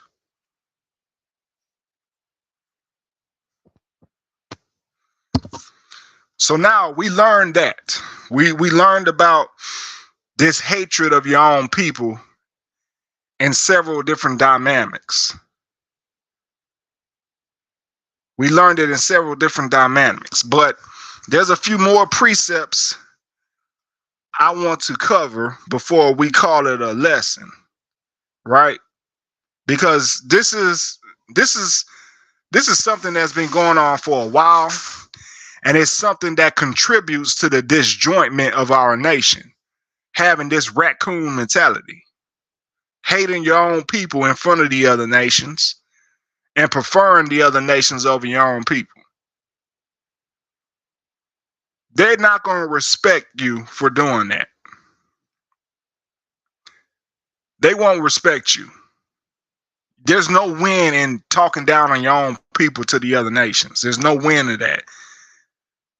There's no win in saying, oh yeah, I'd rather deal with this so-and-so rather than my own because of this, that, and the third, and telling them that. No, there's no win in that. It's going to backfire on you one way or the other. You see it backfired on Malak Shalimah.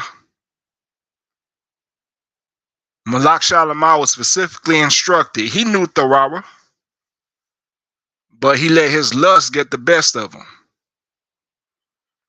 He saw many beautiful women of the other nations and just went ahead and took them in. He didn't care that they were serving other gods. Khan. Even the enemy don't respect spies in war. Khan.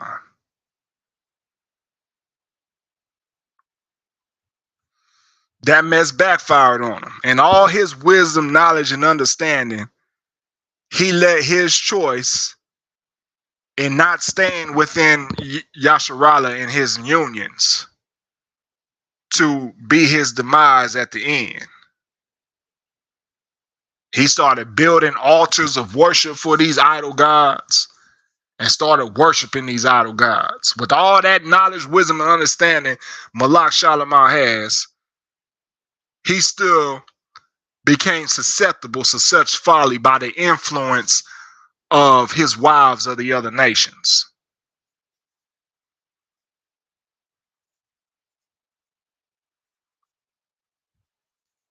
Yep. Yep. There's no way around this. Yah has it set up specifically like that. And even, excuse me, even when the other nations advocate staying within their nations, it's still a righteous thing. By nature, it's righteous. So when you hear our people talking about, oh, that's just their culture, they don't marry outside their race, and they have such respect for it, they see the righteousness in that, but yet when we advocate it, they try to police it.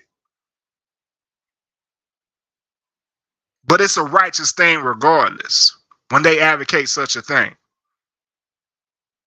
The Most High said it that way. He truly did.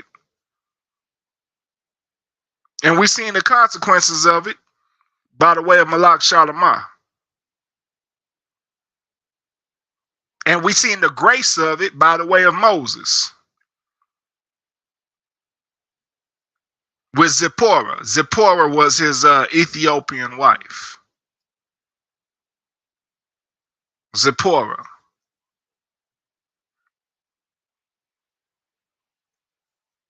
So let's get back to these precepts, cutting up this rebellious spirit of Sambo. Leviticus chapter 19. Leviticus chapter 19, starting at verse 17. Thou shalt not hate thy brother in thine heart. Thou shalt in no any wise rebuke thy neighbor, and not suffer sin upon him. So with me doing this lesson, Mashpakah, rebuking such a spirit, it's an act of love.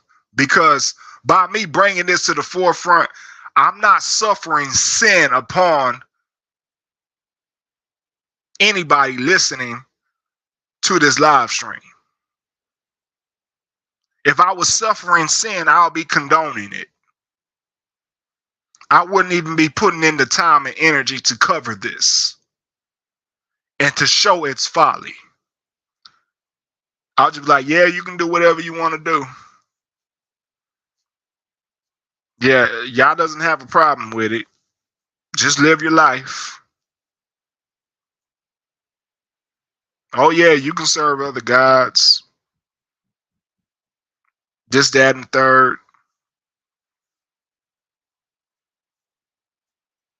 I'm not suffering sin upon anybody listening to this live stream.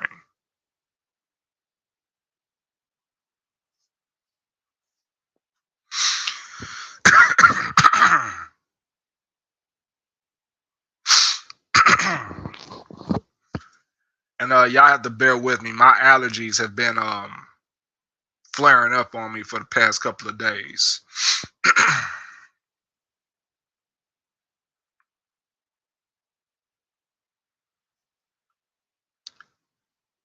Okay, Patrick, that's an interesting question. Rebuke is correction.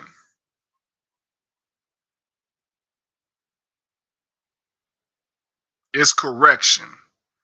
And yes, it can be criticism, but to call it harsh criticism is more of a overstatement.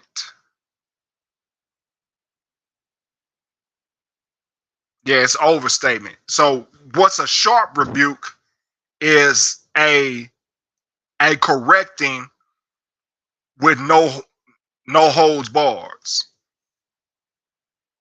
Like you don't hold back. But to call it harsh criticism, I wouldn't call it that because it's all by the way of the word of Yah and not just your own understanding and trying to correct somebody. It's an act of love. Harsh criticism can be done without love. Harsh criticism can just be done out of spite. None of this is done out of spite, but it's all out of love.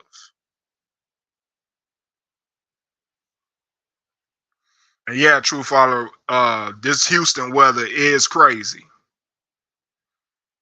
Like yesterday when those storms blew by, I drove through some of it. I drove through some of it. And I was talking to Abba Yah the whole time. I thought he was trying to take me out. I thought it was my time. I thought he was mad at me. I thought he was mad at me for something. I thought he was about to pull up on me. Driving through those winds yesterday.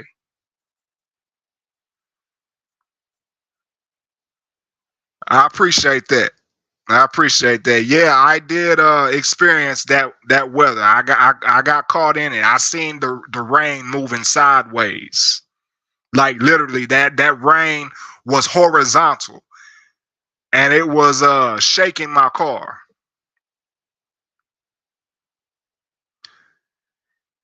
You know what? I thought about something. When I heard about how those winds blew out the windows in downtown, I thought about that time I seen that chariot over downtown several months ago. When I learned about the windows being blown out downtown Houston, I thought about that chariot that I shared with y'all. Yeah, Patrick. I immediately thought about that chariot last fall. I immediately thought about that chariot.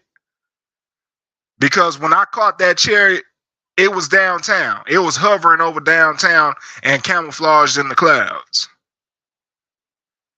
And that was downtown that got hit hard like that. Yeah. Yeah, Patrick. So I immediately thought about that, how it was just hovering over downtown. I'm like, dang. Because that's just abnormal for wind to knock out windows like that on skyscrapers.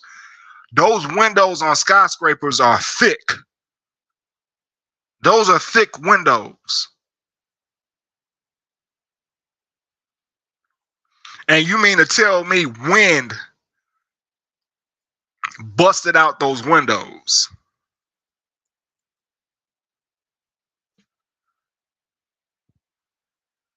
Hello, yeah. Yeah, yeah, that there was two instances last year I seen chariots. I seen a chariot coming back from Dallas, and then I seen a chariot right before the Shabbat hovering over downtown Houston. So it was two instances where chariots presented themselves to me last year. So all praises to the Most High for that. You know, I'm thankful that the Most High uses this vessel to share his wisdom, knowledge, and understanding, because at the end of the day, I'm just a vessel. I am just a vessel that is being used by the Most High. Shoot, right now a chair is probably hovering over my place of residence as we do this live stream. I don't know. Shoot. But all praises to the Most High anyway.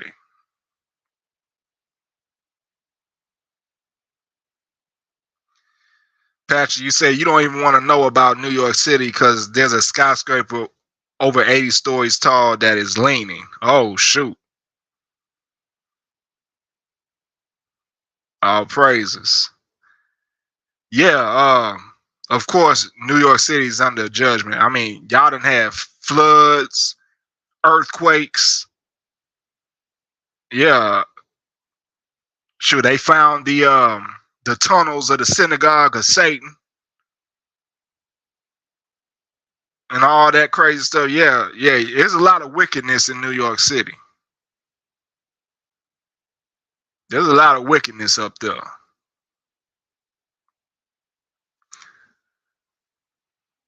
But yeah, you know, that storm did a lot of damage in the Houston area. It knocked out all those windows downtown, and then on more on the northern side of the city, it just uprooted a whole bunch of trees.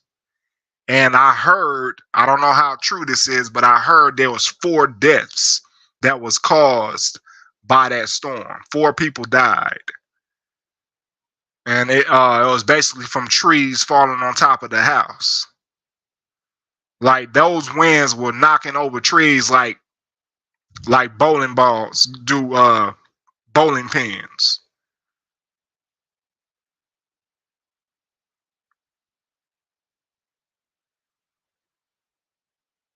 All praises to the Most High. Well, safe travels up to New York there, true follower.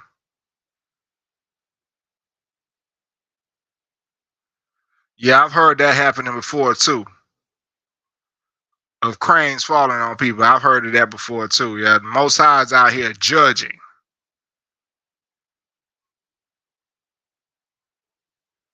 The Most High is out here judging folks.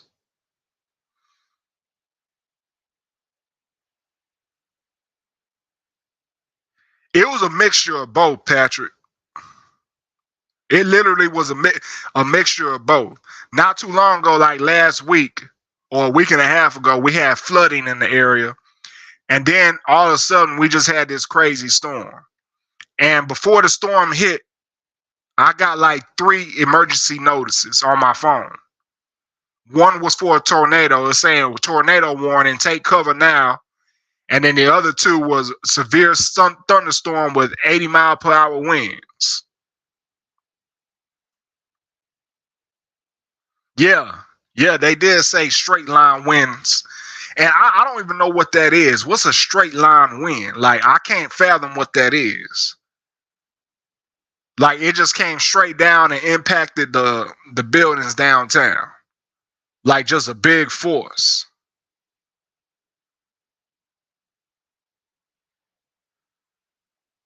Yeah.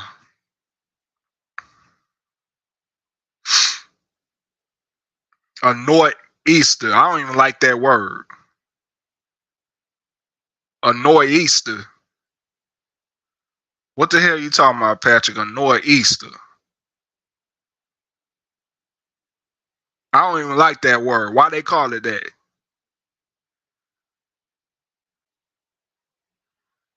Why it got Easter in it?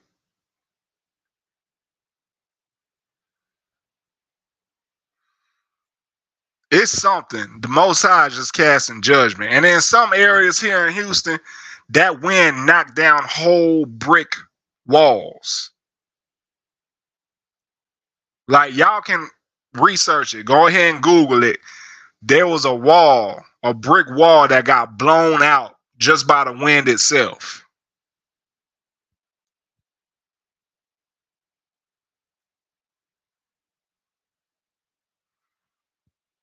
Okay. And they call it a nor'easter.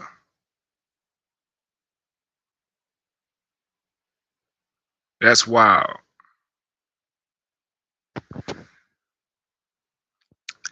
I got a few more precepts though, y'all. It's not over yet. Let's get back into the lesson here quick. I got a few more precepts we need to cover on this lesson for further edification. So I'm gonna go ahead and knock these out the way.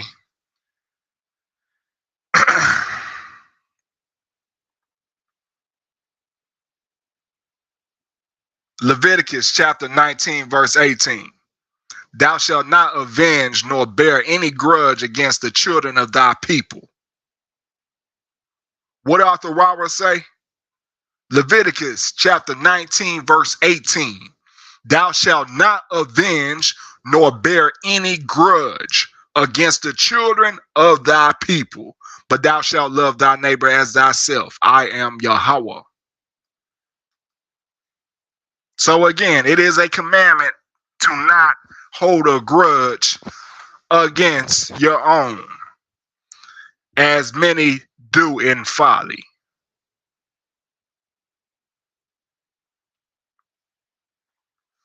Verse 16, Proverbs 6, verse 16. These 6 things doth the Yahweh hate.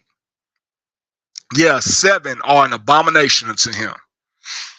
A proud look, a lying tongue, and hands that shed innocent blood, and heart that deviseth wicked imaginations, feet that be swift in running to mischief, a false witness that speaketh lies, and he that soweth discord among brethren. A false witness that speaketh lies, and he that soweth discord among brethren. So yeah, you got that person that instigates stuff and gossips and causes things to happen between your own people. That's sowing discord. Sowing discord among brethren is also talking down on your own people in front of the other nations, like many people do. You're sowing discord among your brethren. Not only are you making your brethren look bad, but you're causing your brethren to feel some type of way about you doing such a raccoon act, which is discord among them.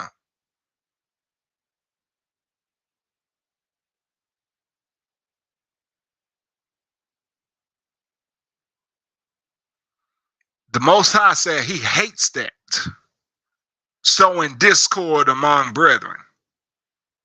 He says it's an abomination to sow discord among brethren.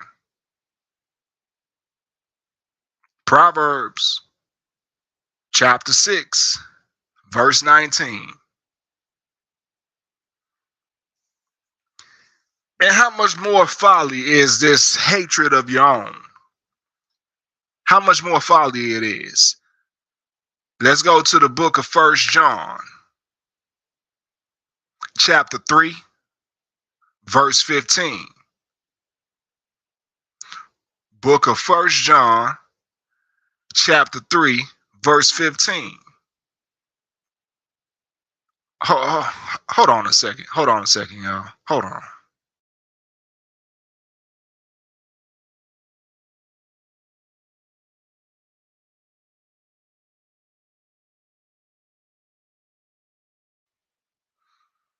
All right. Salakia, Salak. 1 John, chapter 3, verse 15. Whosoever hateth his brother is a murderer. Whosoever hateth his brother is a murderer. And ye know that no murderer hath hath eternal life abiding in him.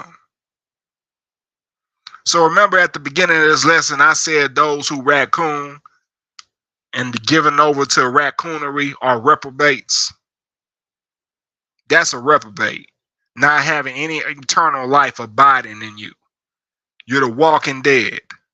You're living just to be destroyed. Empty vessel, an unclean vessel, fit for destruction.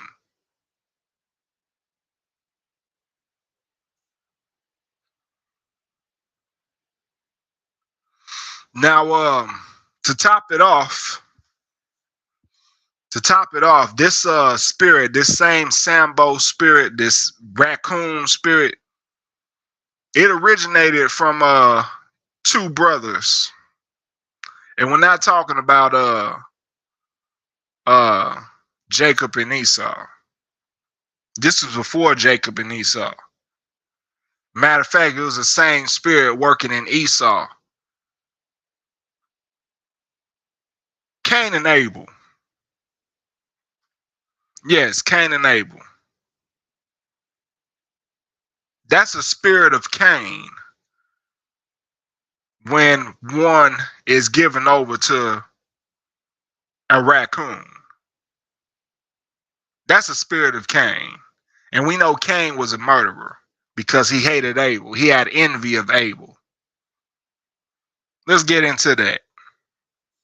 This is Genesis chapter 4, starting from the top. Genesis chapter 4, starting from the top.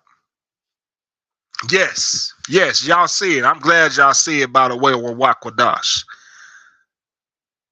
I'm glad y'all see it. And the other people who are in the chat who are being silent, I hope y'all see it too. And I hope y'all are being edified.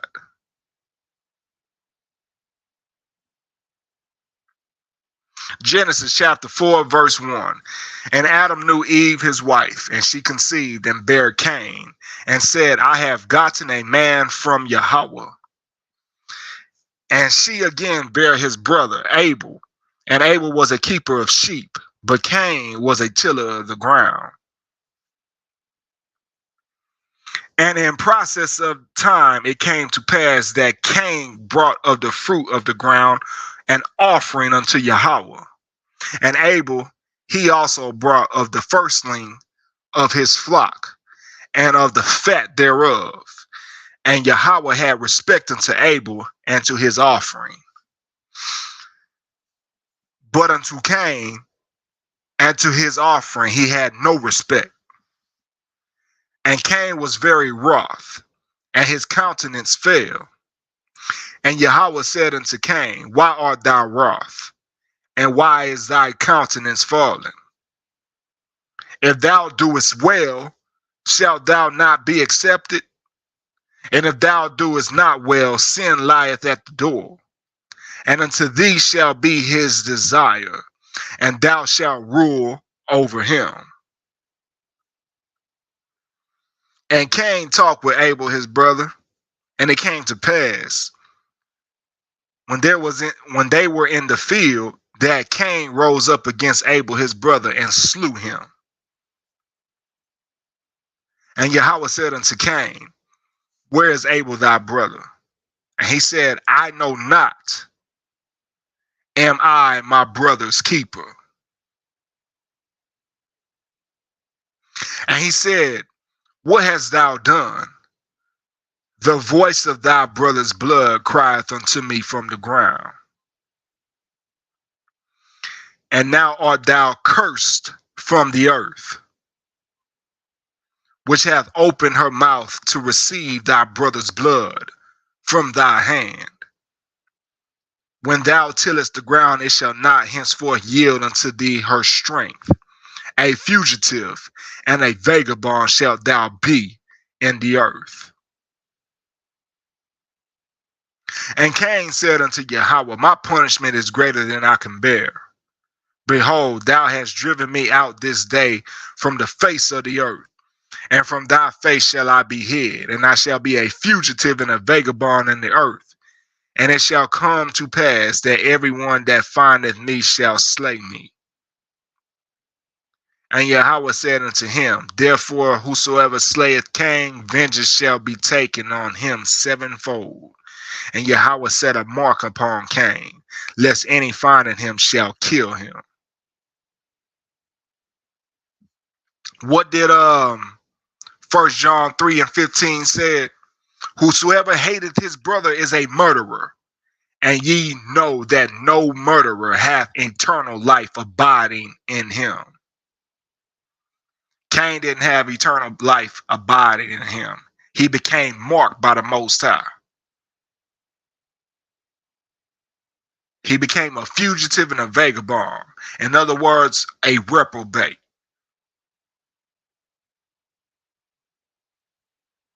So that same Sambo raccoon spirit is the same spirit of Cain, which was the same spirit that jumped on Esau too.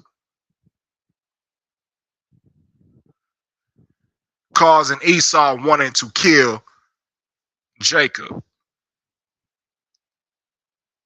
And unto this very day, through the descendants, as we know of history and of today's times, of how that go down. The spirit of Cain.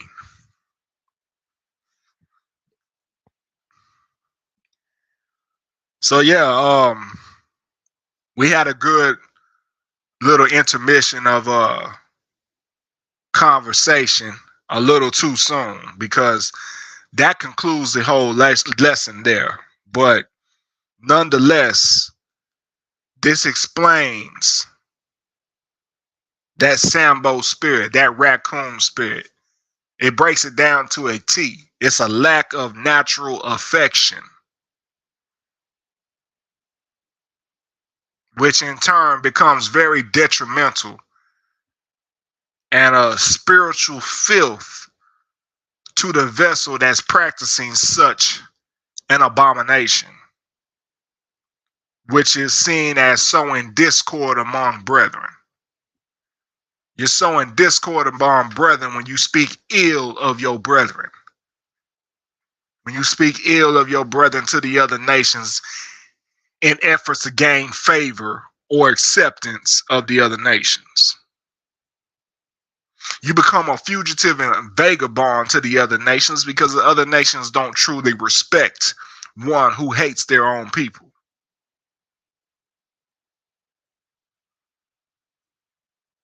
All praises to the Most High.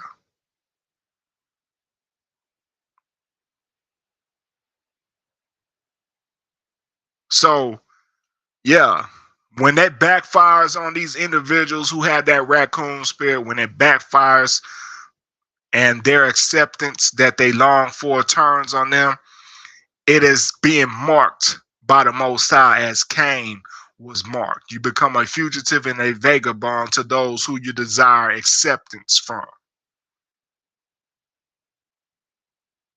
The recompense is going to come back one way or the other. One way or the other. Con, true follow, you reap what you sow.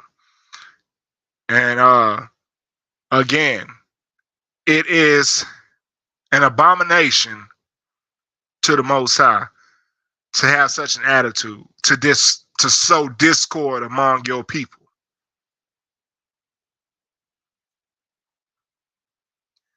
Yeah.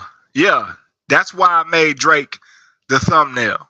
Drake with that blackface on. That's why I made it the thumbnail, because he did just that.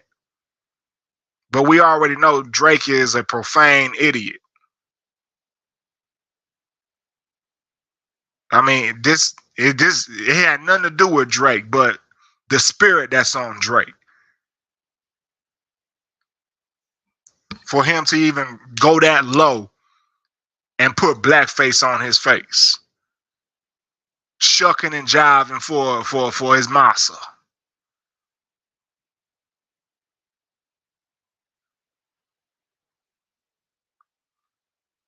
So yeah, that concludes the lesson, Mashpaka.